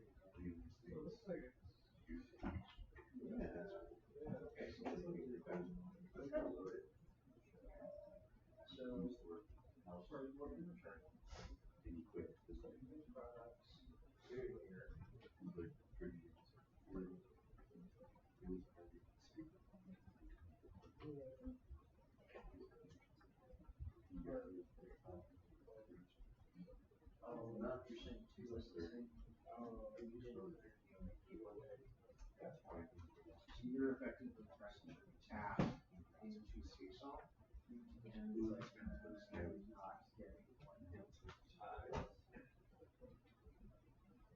Wow, he said that he hasn't done a bunch of person. But he said he watched it.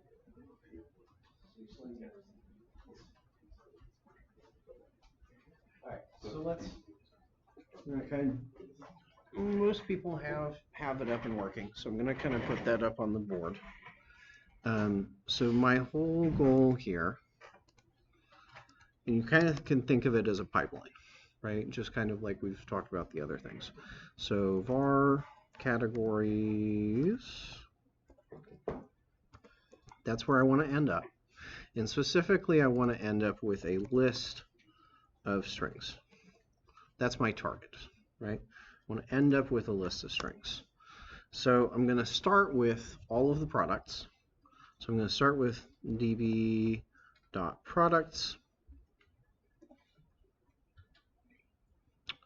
Products. I'm going to say I only want some of them. And as I was saying with people, you need to do a select, you need to do a where. The order you do them doesn't necessarily matter, but I would recommend doing them in the order of the where and then the select, simply because that's kind of how the SQL runs, if that makes sense.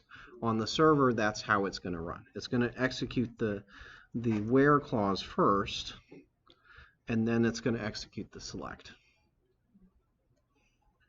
So I'm going to say where the category contains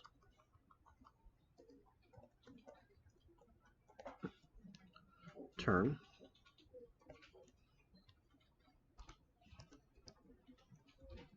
I'm going to say select and grab the category, make it lowercase, because I want to end up having what comes back is all lowercase.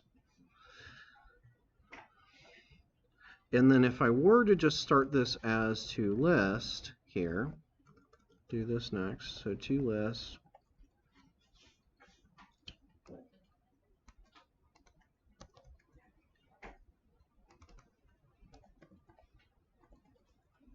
okay.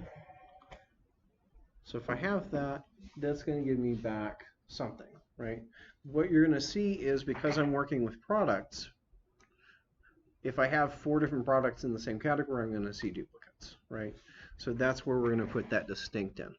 Now, this distinct can technically go anywhere, pretty much anywhere, with a few exceptions. I could write it here. It's going to work. It's going to compile. It won't give me the right answer. Okay. The reason there is I'm still working with a whole product. Products are still different at that point. They still have a lot of properties, so it's not going to eliminate any duplicates. If I put it at the after the where, it's still the same thing. I'm still working with products. So the thing I have to do for sure, I need to put it somewhere after select, because once I've done select, now I've converted it to effectively a list of strings. I've converted to a list of strings instead of a list of objects. Okay. And specifically, I want to do it right there. Okay. So I need to do it after the select. I can do it here. I can do it there. If I do it here as the very last step that happens, then it will be running in C#. It will be doing the distinct in C# instead of doing it in LINQ, instead of doing it in SQL. Does that make sense?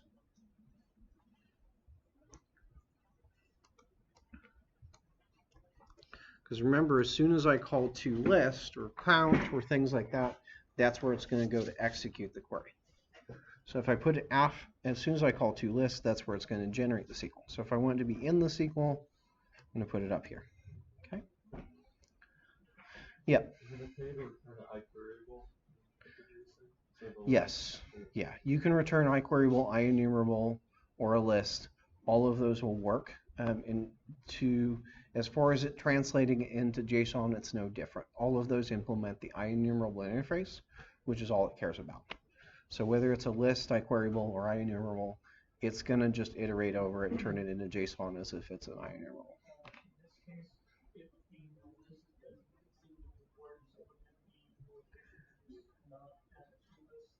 So it does. You're right. It doesn't necessarily matter. In this case, it doesn't necessarily matter. It being a list.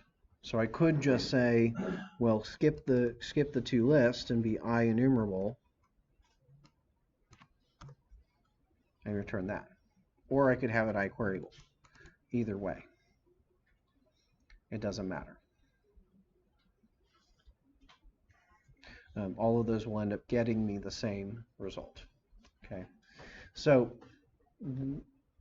given this, comment this out. Comment this line of code, the lines of code out that you have, and go make this work with tags now. So just tags, no categories.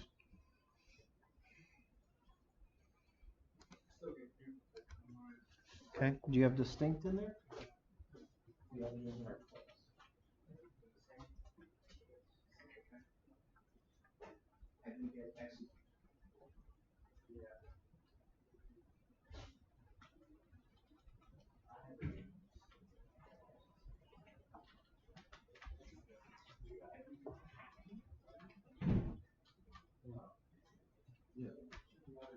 You're not even using this listing. You have to take it.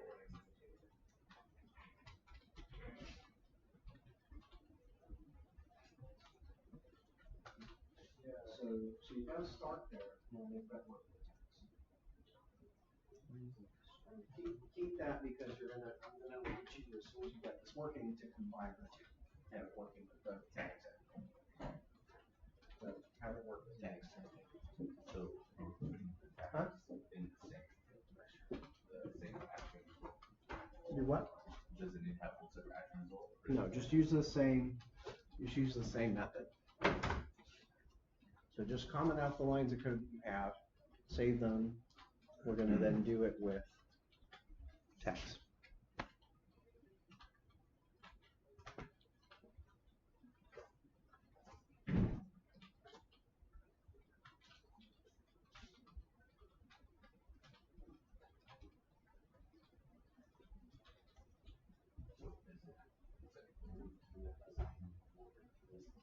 It doesn't matter. In this case, it doesn't matter. It mattered in the other case because we were building things up. But I'm doing this all on one line, so it doesn't matter. If I was doing this on more than one line, which you would need for this, then it would make sense. So in this case, yes, you're going to add it to everything.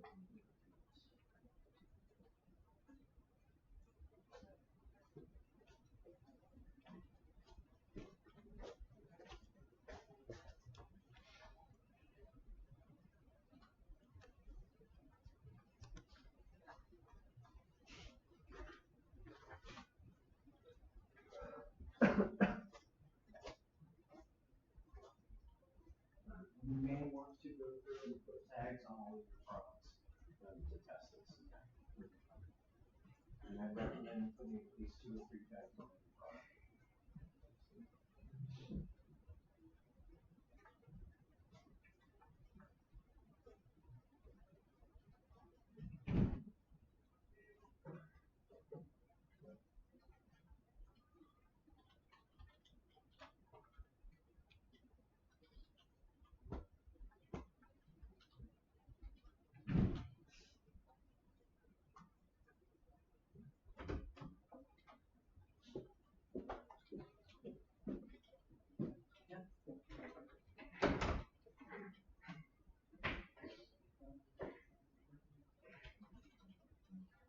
So it should, you're on the right track. But we want to end up getting is on the detector level. So in that case, you also will be getting it from. Does that make sense? The only thing more bad is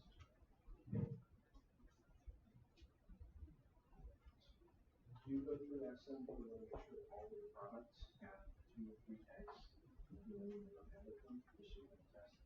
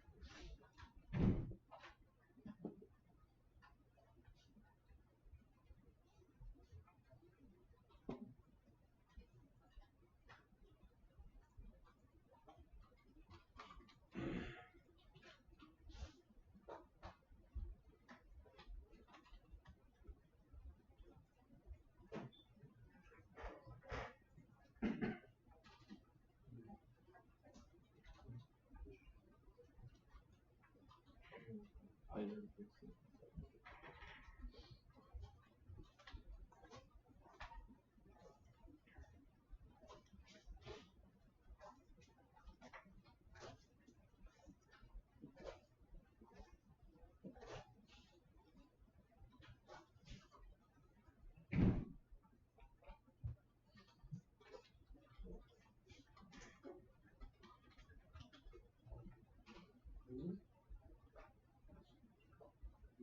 So if you want, there would be just a, that makes sense?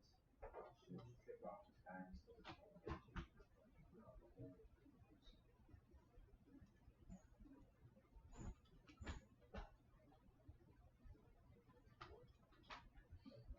It's a good start.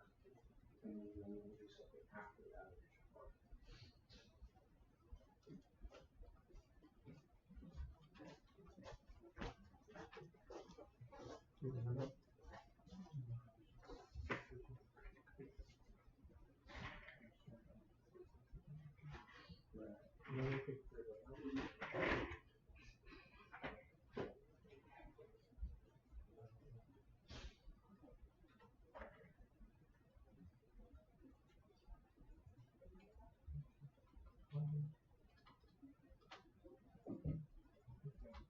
So, it's not the best to be the problem.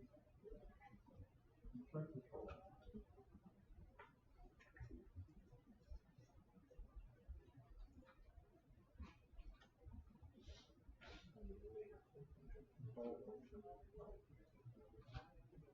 Because just hitting the refresh button, that's kind of soft.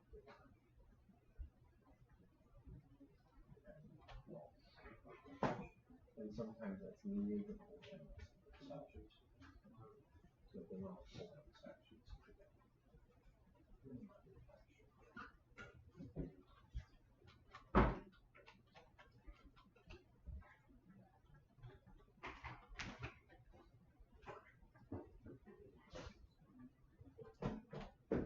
The other thing that goes on with that is fix it, or go into the development and see if we're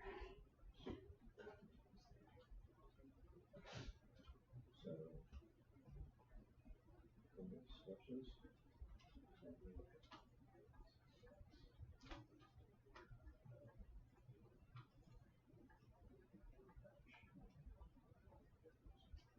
So follow that link. Oh, I see it. Look, you've got 1, 12, 1. It has to be 1.12.1.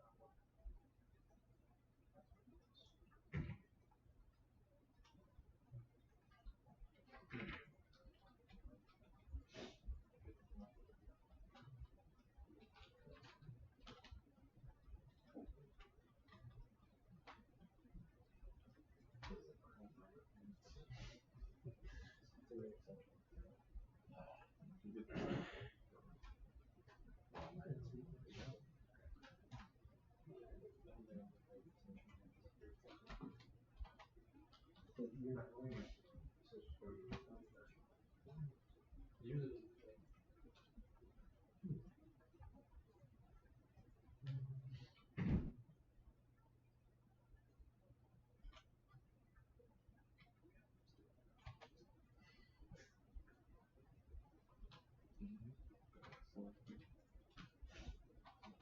So one thing you can do, if you go up to those.com, you can double check correctly the description the right one.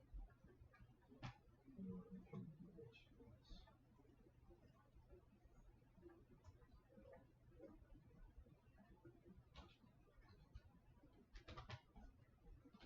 So if you scroll down to Jquery Ui, grab the face. There's the mouth.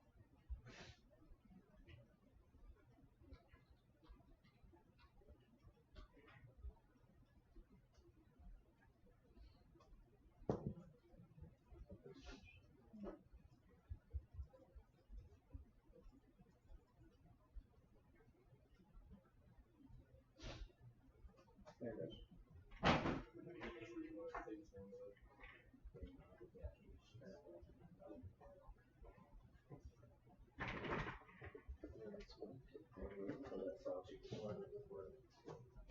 Page.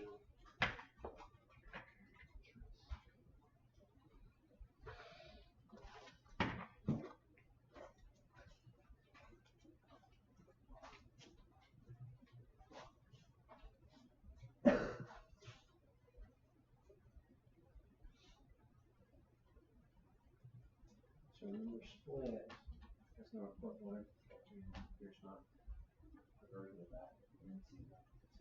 So then translate to C sharp. Yeah, which means you're going to have to do that long as once you got that.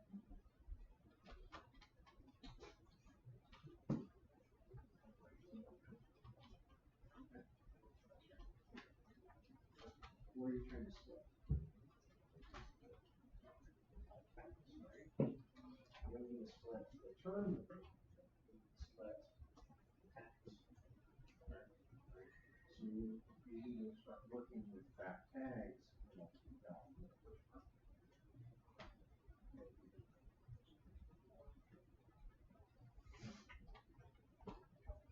So that okay. So you don't need a bridge. So we have times you will not need a bridge to do this.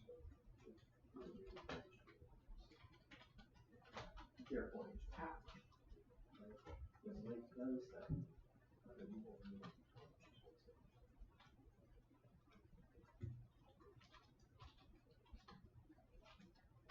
So what methods might you want to call?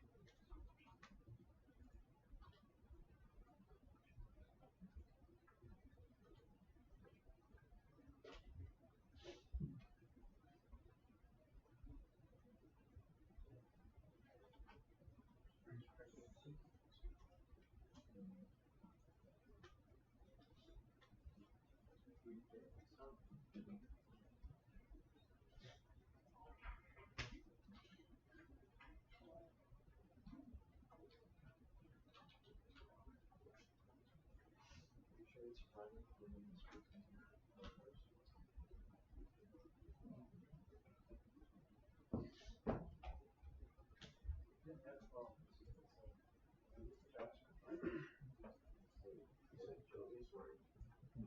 That sucks, I got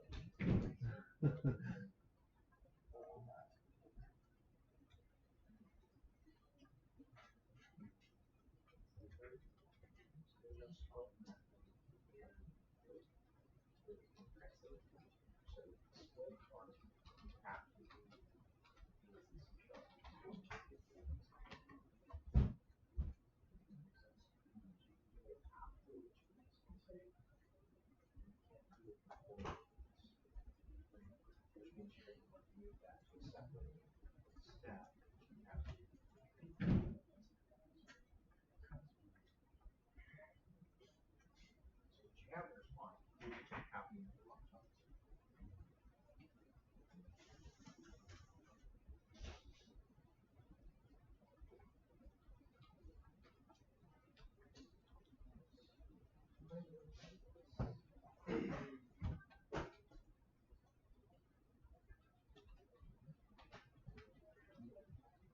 Start. If you really want that to only show like black, so you should show up the separate options. Right.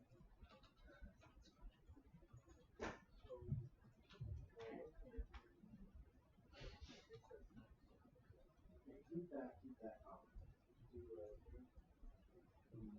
Yeah, eventually you want to do it, but let's just look at text real quick.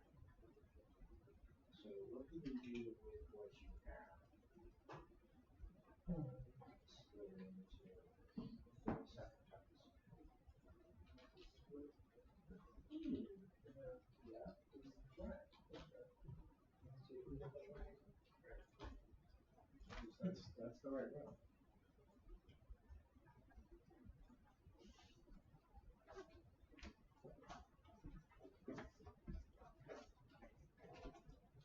So, I got one, but so, like, this guy here, but that's usually done in my script. There you go. Yeah, and so there's a select, and then, so bring it up. So what exactly is the select menu here? Because I know it's taking this regular expression. So let's talk about select. So what is select? Translates from one thing to another thing, right? Select many is when you translate from one thing to a list of things or an array of things. Okay. That's the thing. So when you have something that's saying, take in a single thing, produce a list, but I want to combine all those separate lists together, that's what it's for. So, for instance, if I'm starting with a list of strings, and I want to split each of those strings on separate. So that's going to give me then all of the strings split, but it's still as one list instead of a list of strings. Right. Okay. Right? Yeah, that makes sense. It's removing a level. Okay. So then, so this result is going to be The thing about this though, you can't do a split, oh, regular split or string split, either of which work with C equal. So you have to do this after you've got the results from C. Okay. Makes sense? Yeah. So this is still going to be just a regular select. So you're doing all of that. You're going to then have to do that as a separate step. Okay. Right? And after you've got to repeat all those checks. Because you have to do that for each check.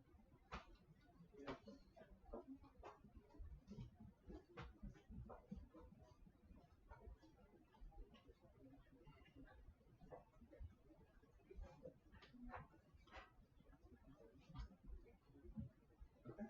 That's good. The code you have there is right. I mean, some of the wrong place. So if you try to run that, right? Let's try that. Let's see. It's not going to. It's not going to quite. So as soon as it gets into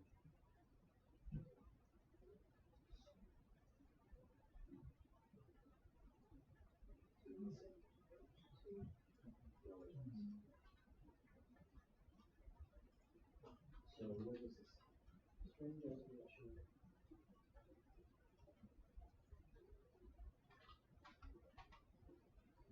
Oh, so you see you've done a select here. Which taken the product object and transport it to the string. So it's your tax function. After this point, it's effectively the case of strings instead of that's fair.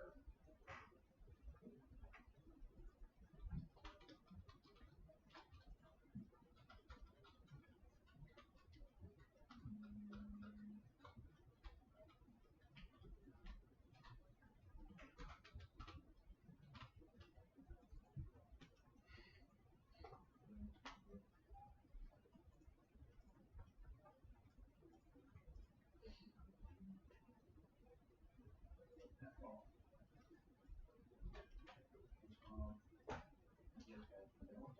And start taking stuff. See, here's the variables. So you click on it. So you look through opens. So it's not regular when I use the method. So you take the strings out of the way, and you step through the requires the string translate on this. I'm sorry, the transfer outside of this. So that's the right code. From the studio right. So as long as it's in between here, for the That's really interesting.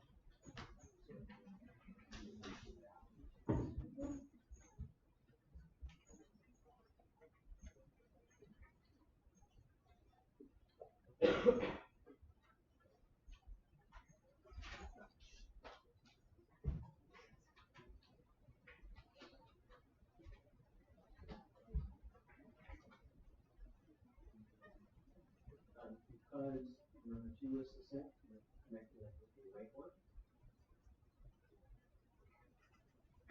The only problem is that one is still task. That's what's building. So you actually need to so if you say down here tags off, you see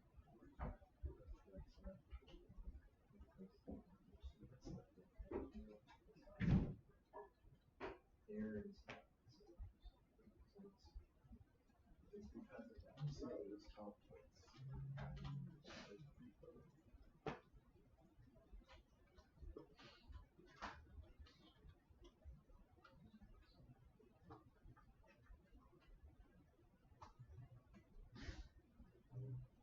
So that this result is a variable.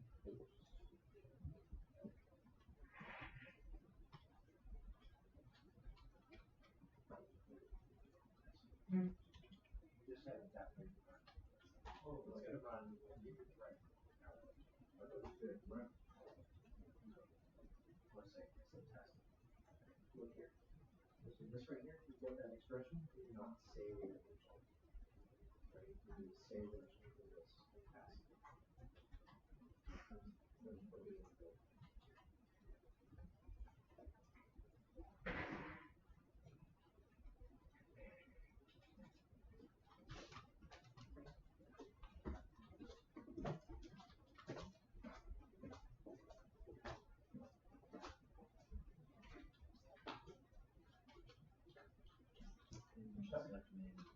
That's okay. So what is it telling me right now? Let's select them. Something's in there. What's it right up? Right. So remember the tags here. Right? So the strings don't have a tag. Our strings. Which is Grabs all the items. you got the products And and it flags those are the so products have no tag properties. but can you do those select? That's what happens. And when it's transformed, it comes with some products. Right? So the products use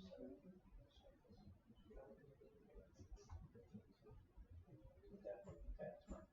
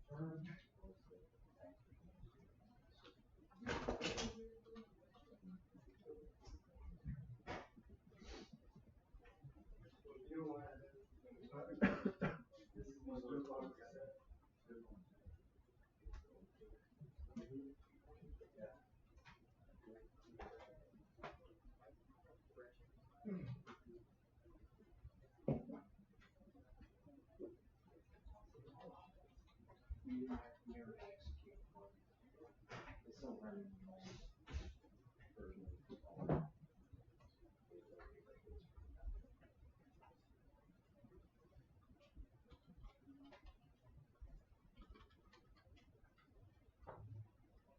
That's a good start. Yeah. But like, see that strong cap. So over at capital, you do.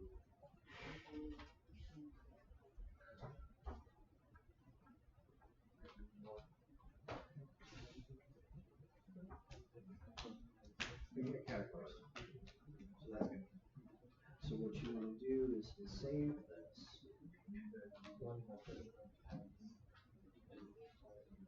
Oh. Okay. Okay. So now all you need to do is go to your put it in the table, put in the model, that kind of thing. So it's going to be a string. So it's going to be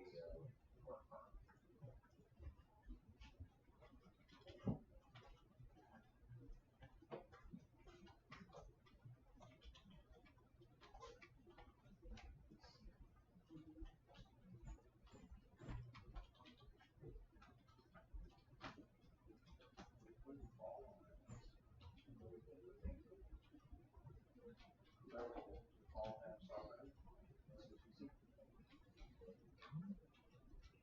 Right? Show up things so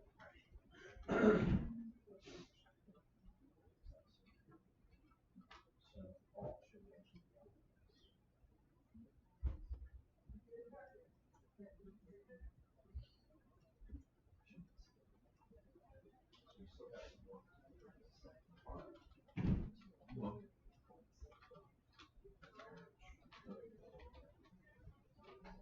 and this better.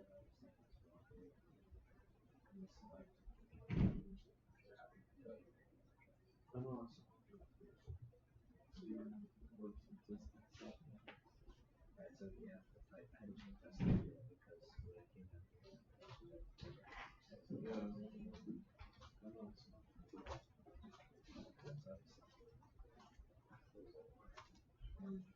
So, when we change select,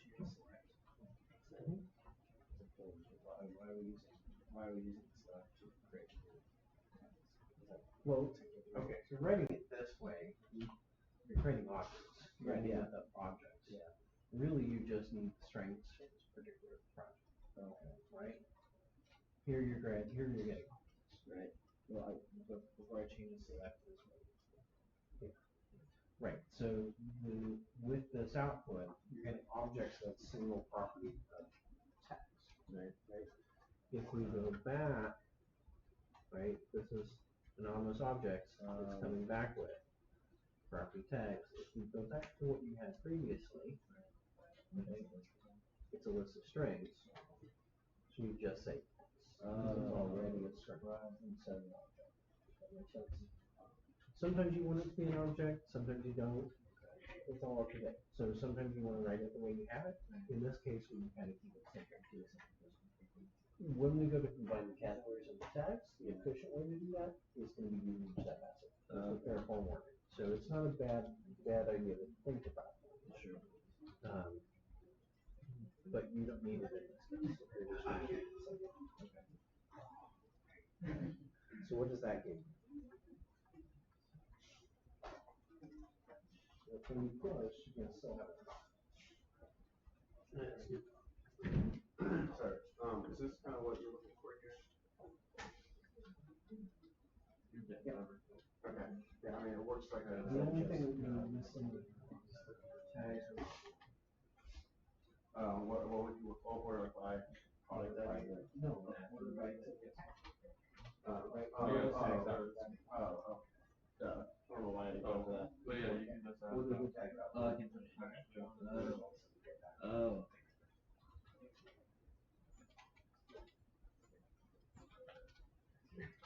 So what do you get? So we got that. What happens if you type in something that gives you?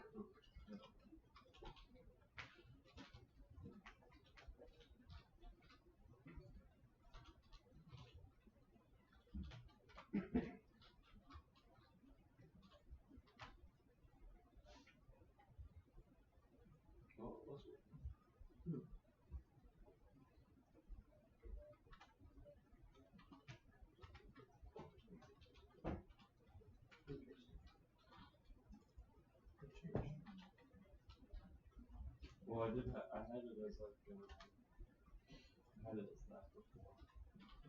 But that shouldn't really change it. In fact, that shouldn't work because now you're not getting this. Or no, that should still work. But that shouldn't make any difference. So control D.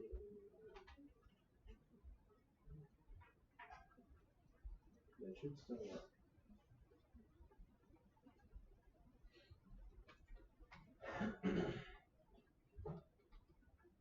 And don't forget to test it with your tags having uppercase letters in it. I think one problem you have, well, we did something.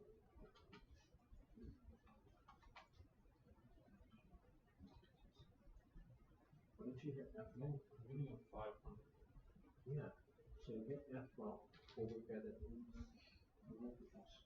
And you can see what the actual error is.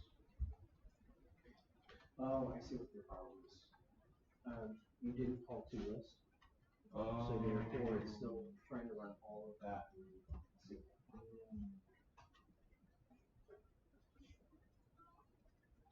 Oh, because it's the third, right?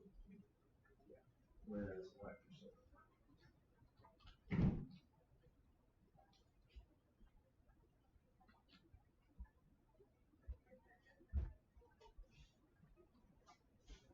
Usually you see the wait too long. Oh, right. Silly fellow. Okay. That's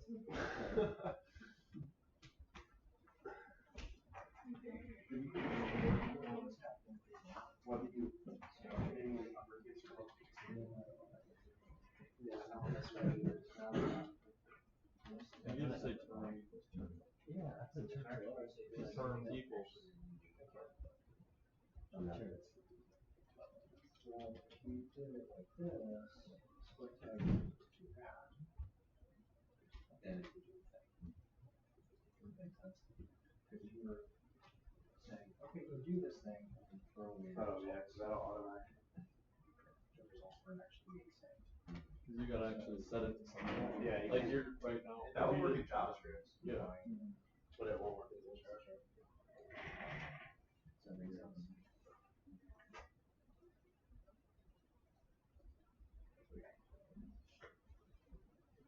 My code, right, it's right, it just wasn't. You turn it into something.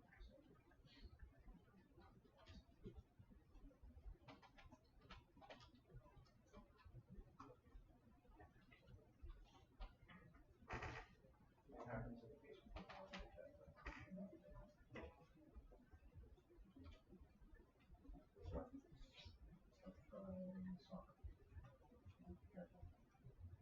okay. What happens if you got items accounts, two items on the same thing?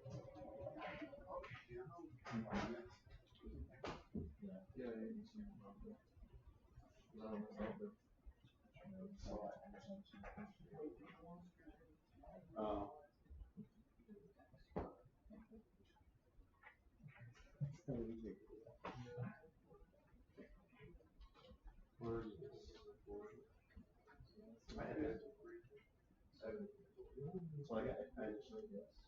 I selected all the guys that had the turn, but that obviously came with like straight and commas all around the so like they use the bridge to split each and then within that for each, I selected because the split turns into an array, and I selected the ones that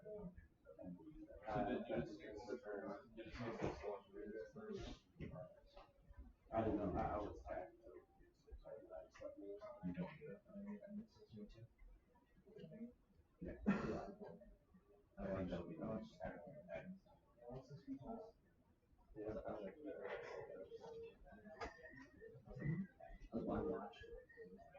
I don't care.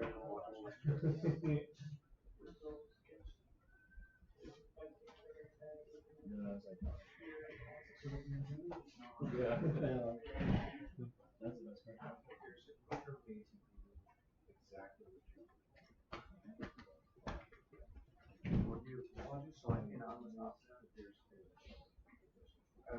You do it in your personal airlines. So like I am, I guess two properties or whatever it is, and then at the end so that's what this that's if you should run a function on it and then combine the two. So I can take this logic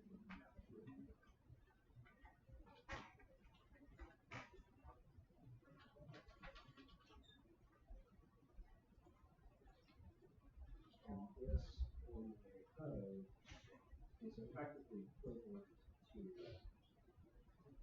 one of the things that's not known. So if I call two lists at the end of this,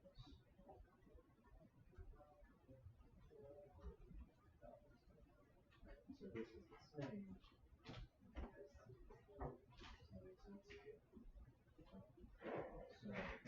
So you can combine all of those things.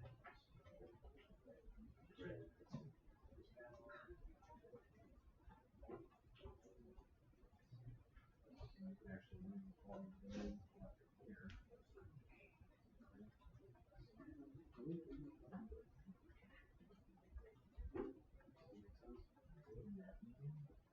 So the whole point is by using that select menu, you can shortcut.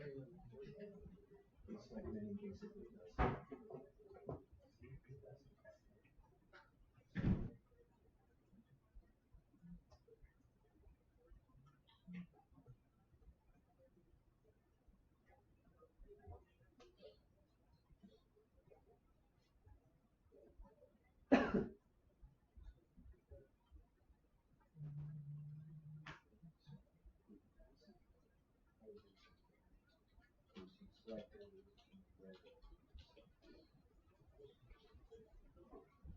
No, all the same. You want to kind of see what we're trying to do.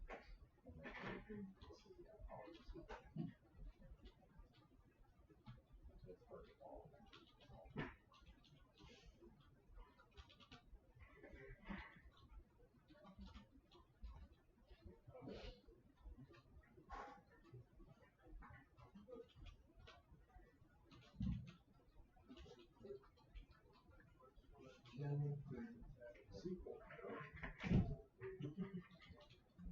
That's so exciting. At first it seems very straightforward. It's like almost like dumb though because it's like you can't use certain methods inside C. Yeah. It's like it all has to convert to C, which like in no SQL. It's part of life. Yeah, so it just seems kind of bad. Yeah. Yeah. So they read it out. Yeah. Yeah. Yeah, it's so much better. Yeah. I work out. Yeah.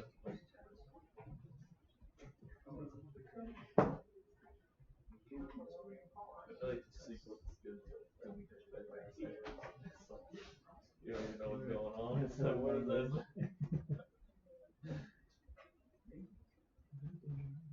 Yeah. That's like you have to dig into like the air.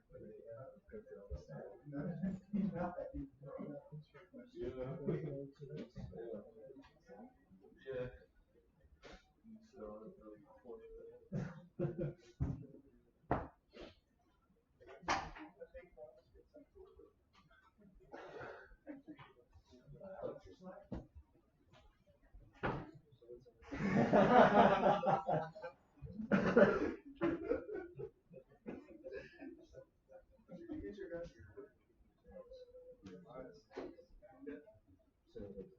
You have the last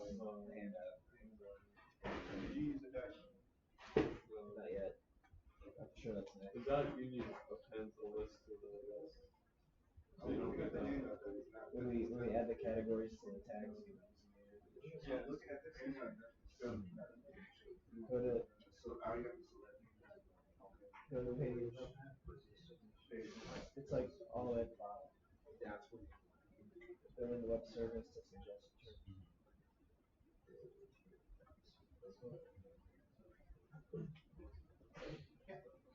that one. So for everybody that's got it working, tags, just the way I would solve that. Get your attention. As the next thing I want you to do is combine those two pieces. So I'm going to end up a list of strings again. In fact, this is going to be so close, I'm just going to copy. So I want the tags.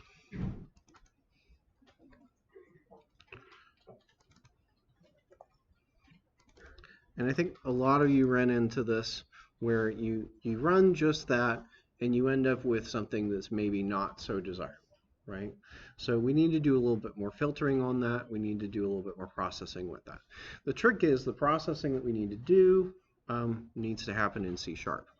So I'm going to run it separately here. Let's just call this split tags. And the first thing I need to do, I need to start with the tags, and I need to do that split. I'm using select many because what I'm getting, I'm going from one thing to multiple things, right? Select is just one-to-one. Select to many is one-to-many. So when I split it, I end up with a bunch of strings. I end up with many strings, which is why I'm using that. So regex dot split, and I'm going to do x at, so I want to say any sequence of 0 or more white space characters followed by a comma followed by 0 or more white space characters.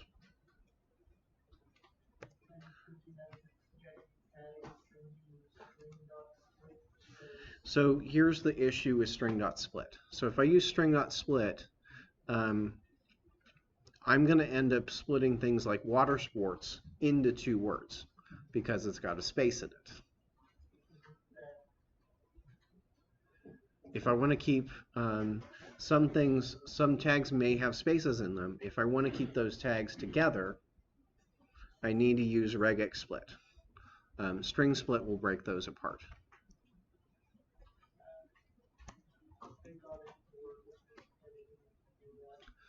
But do you have any tags that have spaces in them? Yes. You sure? Are they coming out as suggestions with still spaces in them? Yeah, there's still spaces. Okay, we can take a look at it, but typically that. Oh, are you only checking for commas and not spaces? Right, so then it doesn't work if you have comma and space, right? As far as the way the tags were inserted, right? I'm assuming that I can have spaces in there between tags. That make sense? You're only looking for commas. Okay, so x dot I want to say where contains term. Note I'm doing a second filter step here because when we get all those back, and I think so you saw this, you'll have multiple copies of the same. You'll have tags that aren't relevant if we don't filter it again. So I'm going to say we want to then order them. So order them alphabetically. They're just strings. Distinct dot to list.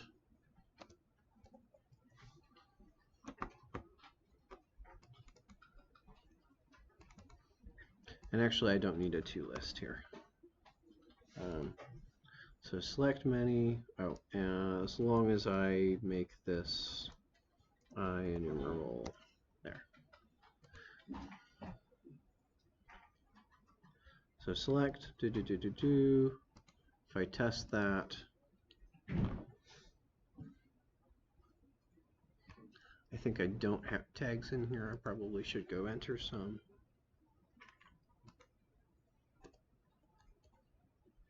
There we go. So that's going to give me what I want. Okay. So we've got two queries here. One that gives me the query, one that gives me the categories, and one that gives me the tags, right? What I want to do next is to kind of combine those so I get results both for categories and results for tags. That make sense?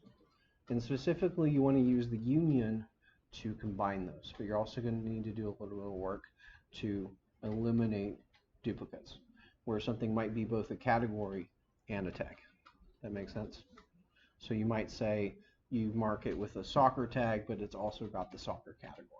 So there may be duplicates in that combination. But union is a big piece there, which can be as simple as saying var results. You might start there, say categories dot union split tags. Again, union is going to combine two lists into one, or two iQuerybles, two result sets into one result set. Okay, so let's go ahead and take a break. Come back at 4:10, and we'll kind of finish this up, and then tomorrow you guys can get started on flaps from there.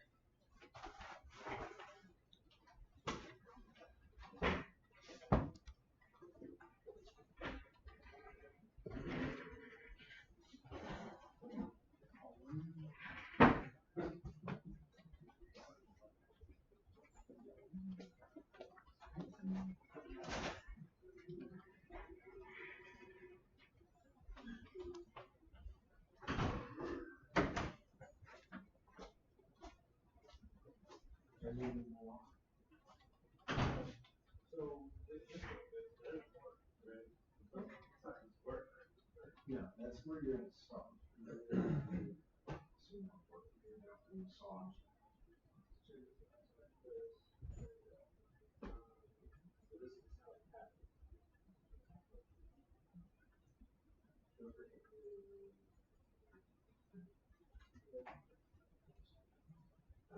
This needs to be up at the top.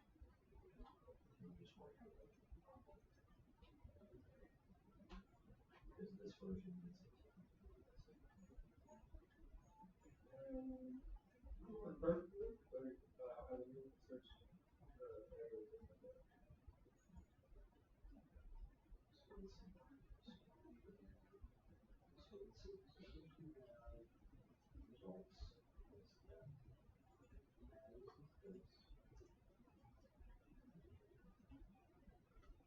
this, I would say, is kind of definitely one of the things because it's not very good, right? So what is this?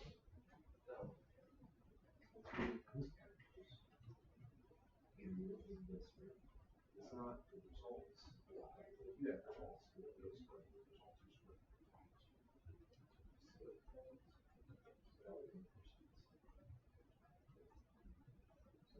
what we have is, when you're saying new name,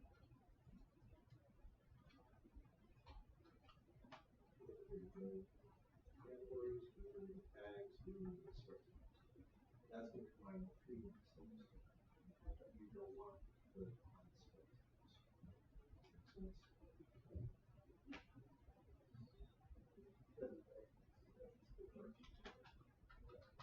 Just one. Because otherwise that's going to be just combat. That's what it was. So you have this, and you're saying where they term, order by, distinct.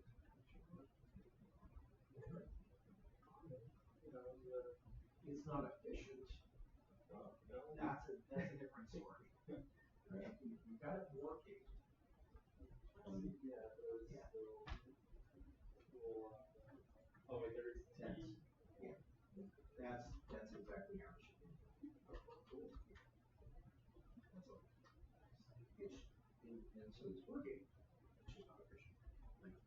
So, for instance, let's think about this where. You need to run where in categories. Okay? We don't need to, right? You run where, here, where, there. The only reason you need to go where, the only place where you can do where again is all that stuff tags.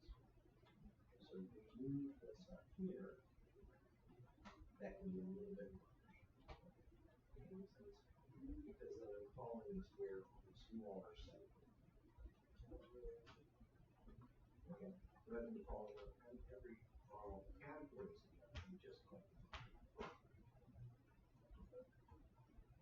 Yeah. So it's kind of, we're really close. The one thing I would say, there's still optimization for the next several years to do it. So note here, these are two cursor images. Both of them are in the products. If you factor this in, you can get it to work with just one cursor image.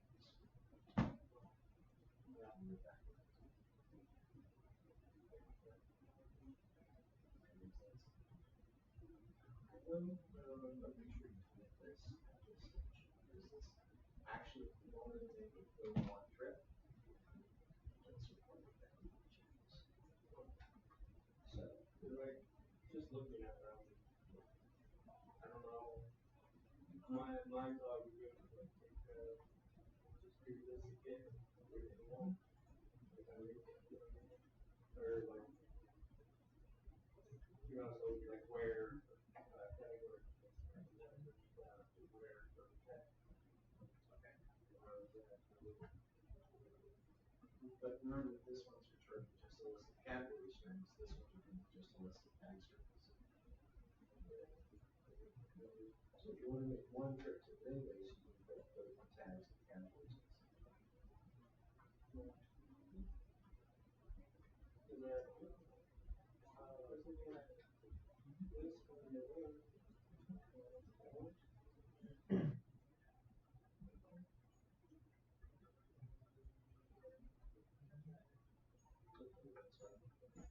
So the definitely make this as a category.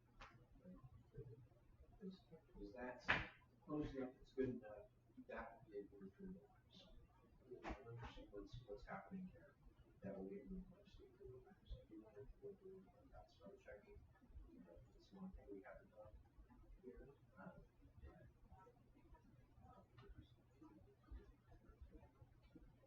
But that would be you understand what's happening here. yeah, I think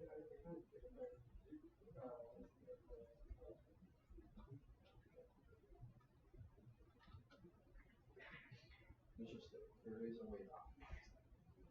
yeah, that's why I it's kind of like there's a comment around had your stuff really But if you look at what I have is really the same thing you have. It's just a format. yeah. So, for instance, what I do is I move these and then I just find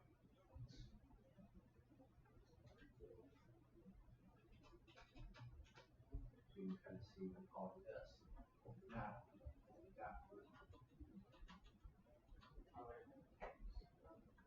Especially just on my one screen, I can't see it. I can see it.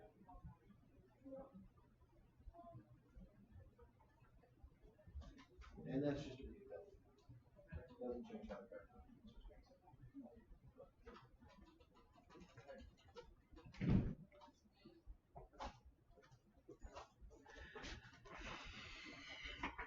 Do the, highlight all of them and tab over. Brought them, like they made them all tab. Yep. So you can just, that's really all, you just select and you hit tab or shift tab to make it left. Shift tab pushes it left. Tab pushes it right.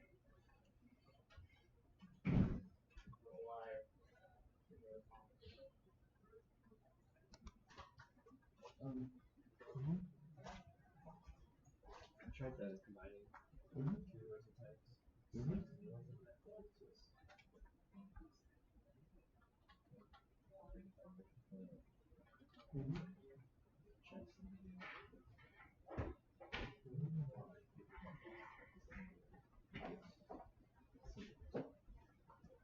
So you're starting here, so you're grabbing product objects, right? Okay, that's fine. And then you're saying categories is just strip off category. Tags is that. So products, select maybe, okay.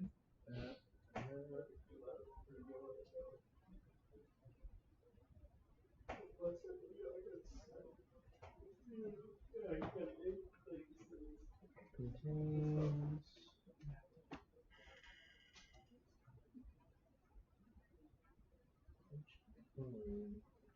Oh, I know what's going on. So here, you have some products in the database that don't have tags. Oh, the tags are not. So you have to check them. Oh, okay, right. So you need a ternary here to say if is it null or not. If it's not null, then you just return an empty. This one is? An empty array, right? If it's not null. But I mean, if it is not, then you're oh, right, so we'll start here. Right, ternary. Okay. Let's say we start with ternary. Tags, right? Stop tags, right? Because it could be the tags, that tags property could be, so we need to compare it. Right. So say it does not equal. That needs to be before the question. Because that has to be a full expression. If it's not null, then okay, you can split it. Otherwise, so you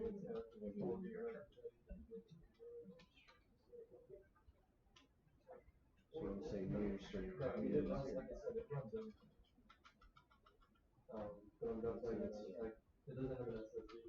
you might be able to say no there. I'm not sure if that part. What you could try. Every day. Seems to be around 5 minutes. Yeah, it's about. Okay. Go ahead and so go back to that page.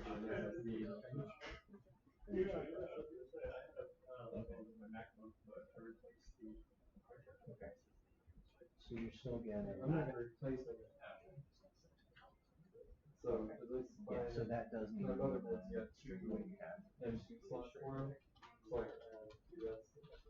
Like maybe we can say that. Oh, you know what we can do instead? Actually, we can be much. So that would we can actually be much more simple. Because think about it, we can just add another slide. So if we just say where the string tags that you're not null, that will be okay. Okay.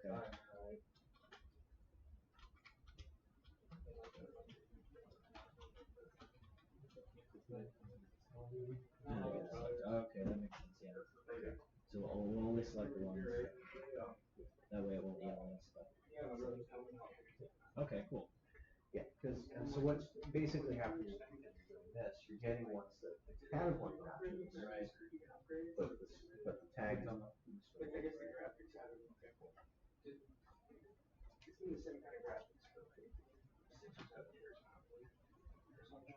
I mean, They keep coming out with Call of Duty. I mean, the graphics is still better. Okay, I'm like on the old school. Like, I you remember got- 64, the 64, and then all of a sudden, And now, like, PS2 was the greatest thing I'd ever seen.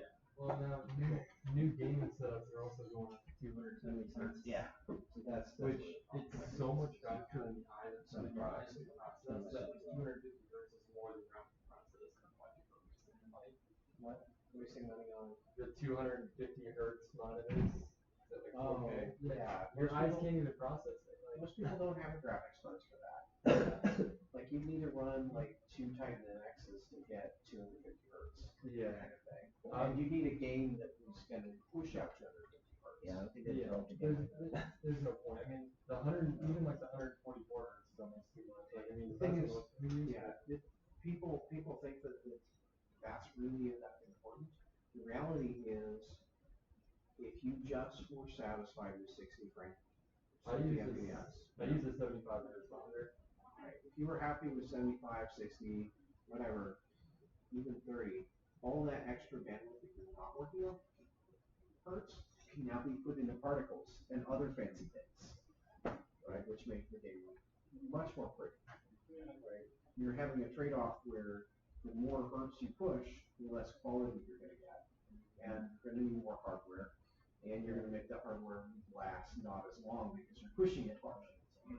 Yeah, I'm getting ready to upgrade mine because I'm running an AMD Radeon RX 580 graphics card. And what do you think? 580? AMD. Yeah. Well, is that good for AIM? Like, because I have a GTX 760 and I know that's like 5. AMD I'm is still running a 670. Oh, really? AMD is kind of like almost everything they make is more centered towards gaming than it is like business work. I just said That's why they've got the 8-core 16-thread processors. Okay. That's what I use. I just wasn't sure if their numbers were the same as like NVIDIA. Yeah, I mean, I run everything. I'm running Modern Warfare is what I play right now. I'm running 100, 120 FPS on that. It's a complicated mix of things. It's not directly comparable. The biggest thing, the closest thing that you can compare them on is you can look at their cores. So on specifically stream processors, whatever. I think typically AMD calls them stream processors versus NVIDIA calls them CUDA cores. They're not exactly one for one because a CUDA core can actually do 8 things at once. So one CUDA core is not necessarily equal to one core because it uses 8 cores. So that's the closest thing you can compare them on, and then Hertz, which doesn't, the memory clock, which kind of makes some sense, but doesn't matter that much actually. AMD cheaper or no? It depends on where In you the buy. processor world, in terms of processors, AMD has been hands down cheaper than Intel, but not cut and dried in the GPU world. And when it comes to gaming, your processor takes so long to get updated. Because processors are like, even my old processor at 2700 is running 4.1 gigahertz. And like the newer ones are up to like 4.3, I think. Yeah. Well, what happened was several years ago. This actually happened when I was still in college, and we hit a thermal threshold where if we couldn't run the processors faster because they would just not. Which is why they're capped at like 5 gigahertz, and they're not going to go higher than that. They just won't. It really comes down to this graphics card being better, so it's coming down to it. Right. And so and that's where, when we hit that threshold, is where we went from 5 gigahertz processors down to 2-core, 2.5 gigahertz processors. And then started working back up, right? Because we had to say, we can't do one thing and be faster. So now we have to learn how to do more things at once, right? Maybe put them in water. Water shorts out electronics. Well, I mean, I didn't mean it. But there's this thing called liquid nitrogen, you can do, run your computer on the nitrogen, yes, you can run over 5 gigabytes. I don't remember where I read it. Some guy's personal computer, he had it in some sort of tub. Yeah, or something. Really. People have done stuff with baby one actually works really well for cooling. Really? They said it was like how the nuclear energy, they put them in water. Yeah. So anyway, so you've got that to go with. One thing that we didn't get to today, and we don't have enough time to get to today, is just the spell checking piece. That won't take long, so I'll do that tomorrow in class. That'll probably take 15 minutes because it's a very easy thing to install. But that should give you enough to get started on that, I think. What we've kind of seen here.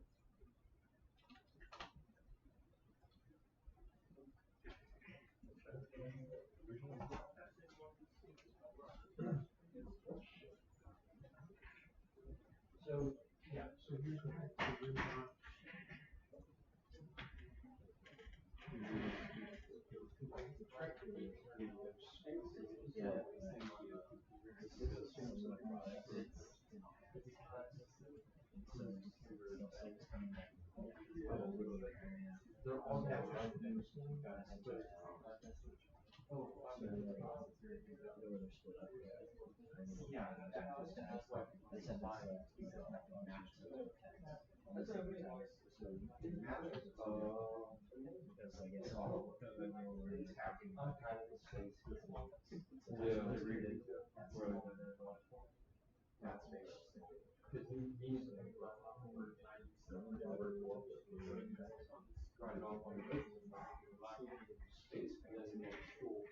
So both you got me and him the same laptop.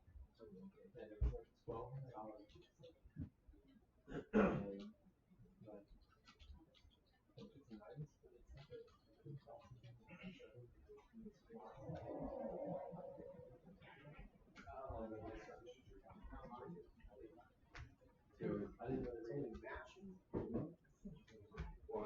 So my sister is.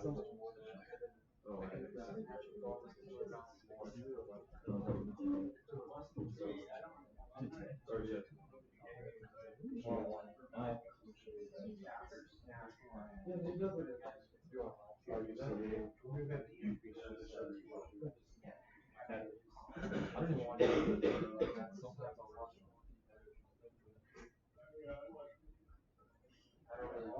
I'm watching movies, sitting at home,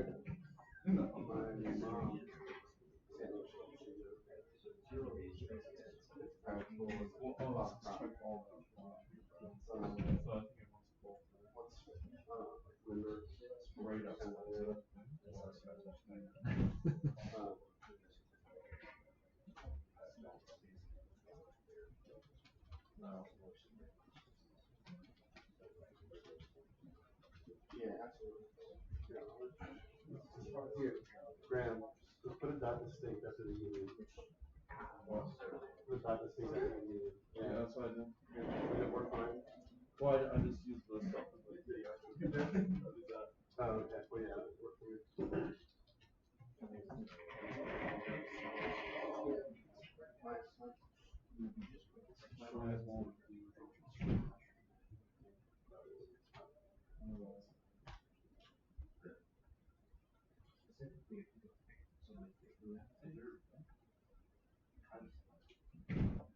Or no, that's the other one. True.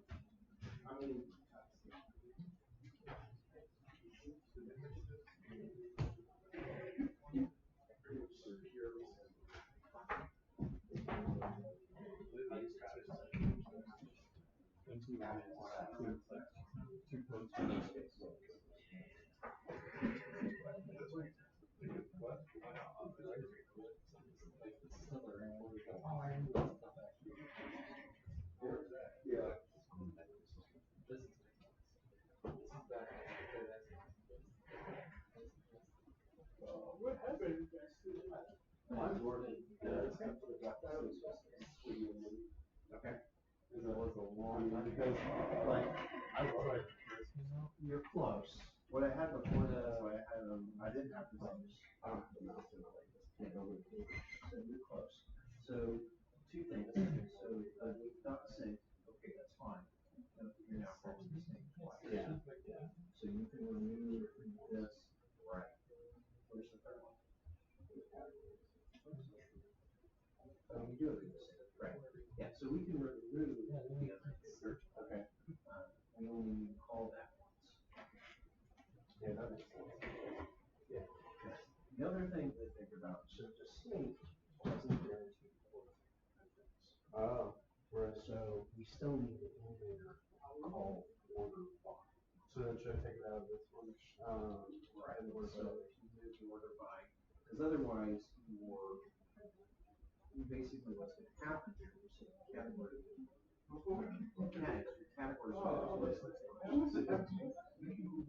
then the tags are come in order, but the order is not going to include the tag. Right.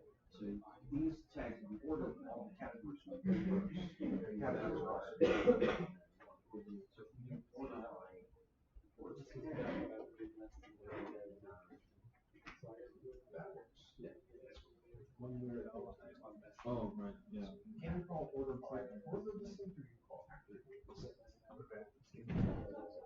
The same as a more faster order. Okay. I use this bit faster order first. Okay. So it's generally better to order first before you do it. And then you can do it either way. It's not a hard press one way or the other.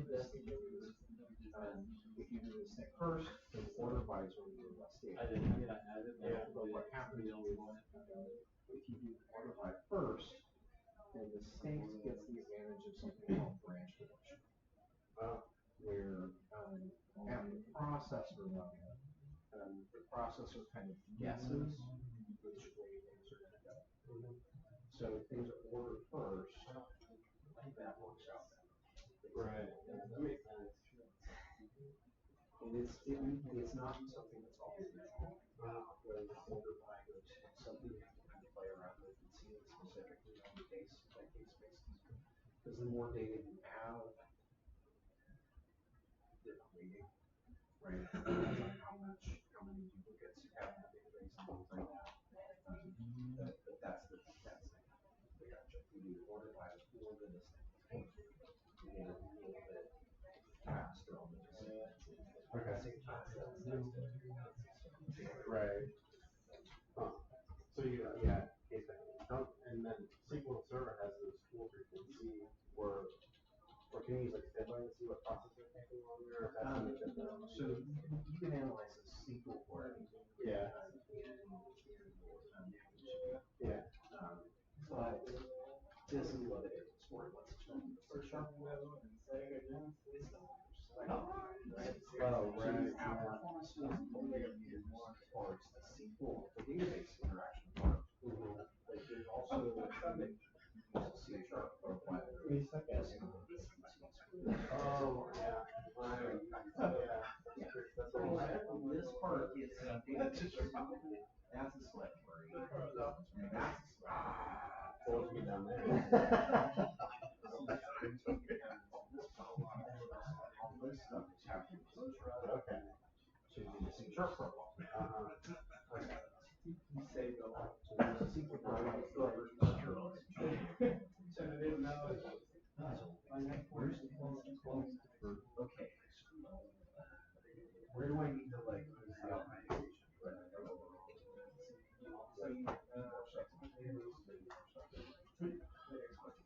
C# and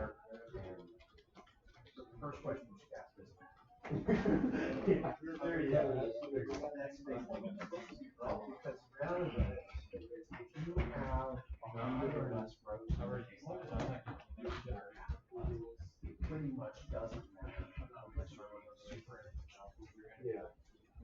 rows just doesn't cost per. But if you're running a million rows, then, so if you're testing performance, Okay, and then start to build. because Yeah, it's cross player it's install. already pays. So it's not Xbox, I play PC. Everything So I've runs been in playing 2 with my seconds. Xbox friends and So actually there's destroyed my like- PC. Right. Yeah, A million rows, you and can it runs send it to 5 her in the minutes. lobbies where they Okay, control you know, I play can with you. say, okay, that Or part took a the minute. lobbies I play are just This part took 2 minutes. and I'm on PC, so I'll drop in 10, 11 kill games, I've got fight 2v2s. My friends are down there for a lot of like 25. Yeah. Dude, That's the basic thing. Moving it around so it can not too much. The other thing is actually, well, that's, I haven't played Call of Duty since but Yeah. I think that's what I was gonna do was webcams and computers. Right. I bought a lot. I played zombies. I got all the zombies. I played that. That's what we do. That's Really what we good. do. Modern Warfare came So out. that tags categories. Modern Warfare, but it doesn't really take The newest one that just came out like a week ago. Yeah, and I It's actually really good. Because it feels like battle. Means you're gonna be about a little bit more in C-sharp. But But at the end of the day, At the end of the day, you're gonna be better performance in the 2v2 because the database is everything. Right.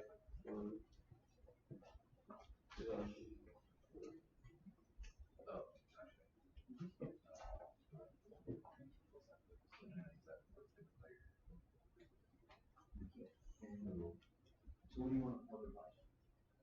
That needs to be.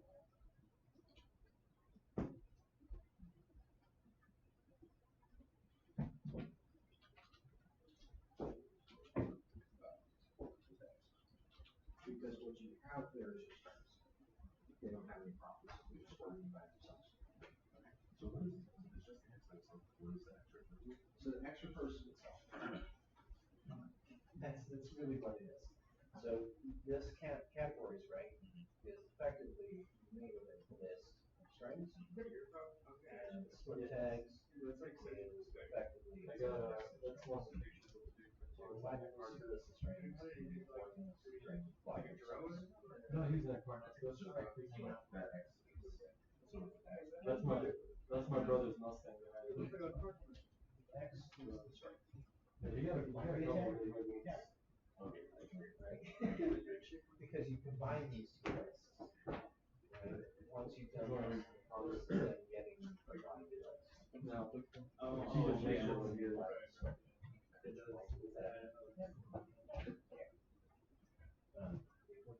Properties. I always mess with Saves it. our color. It's weird. So they heard that noise though. And we just started doing it. That was the shortest one. The longest one. There's something about the truck. Wish we snubbing you above. Yeah. It's like big trucks. It has to be a landowner.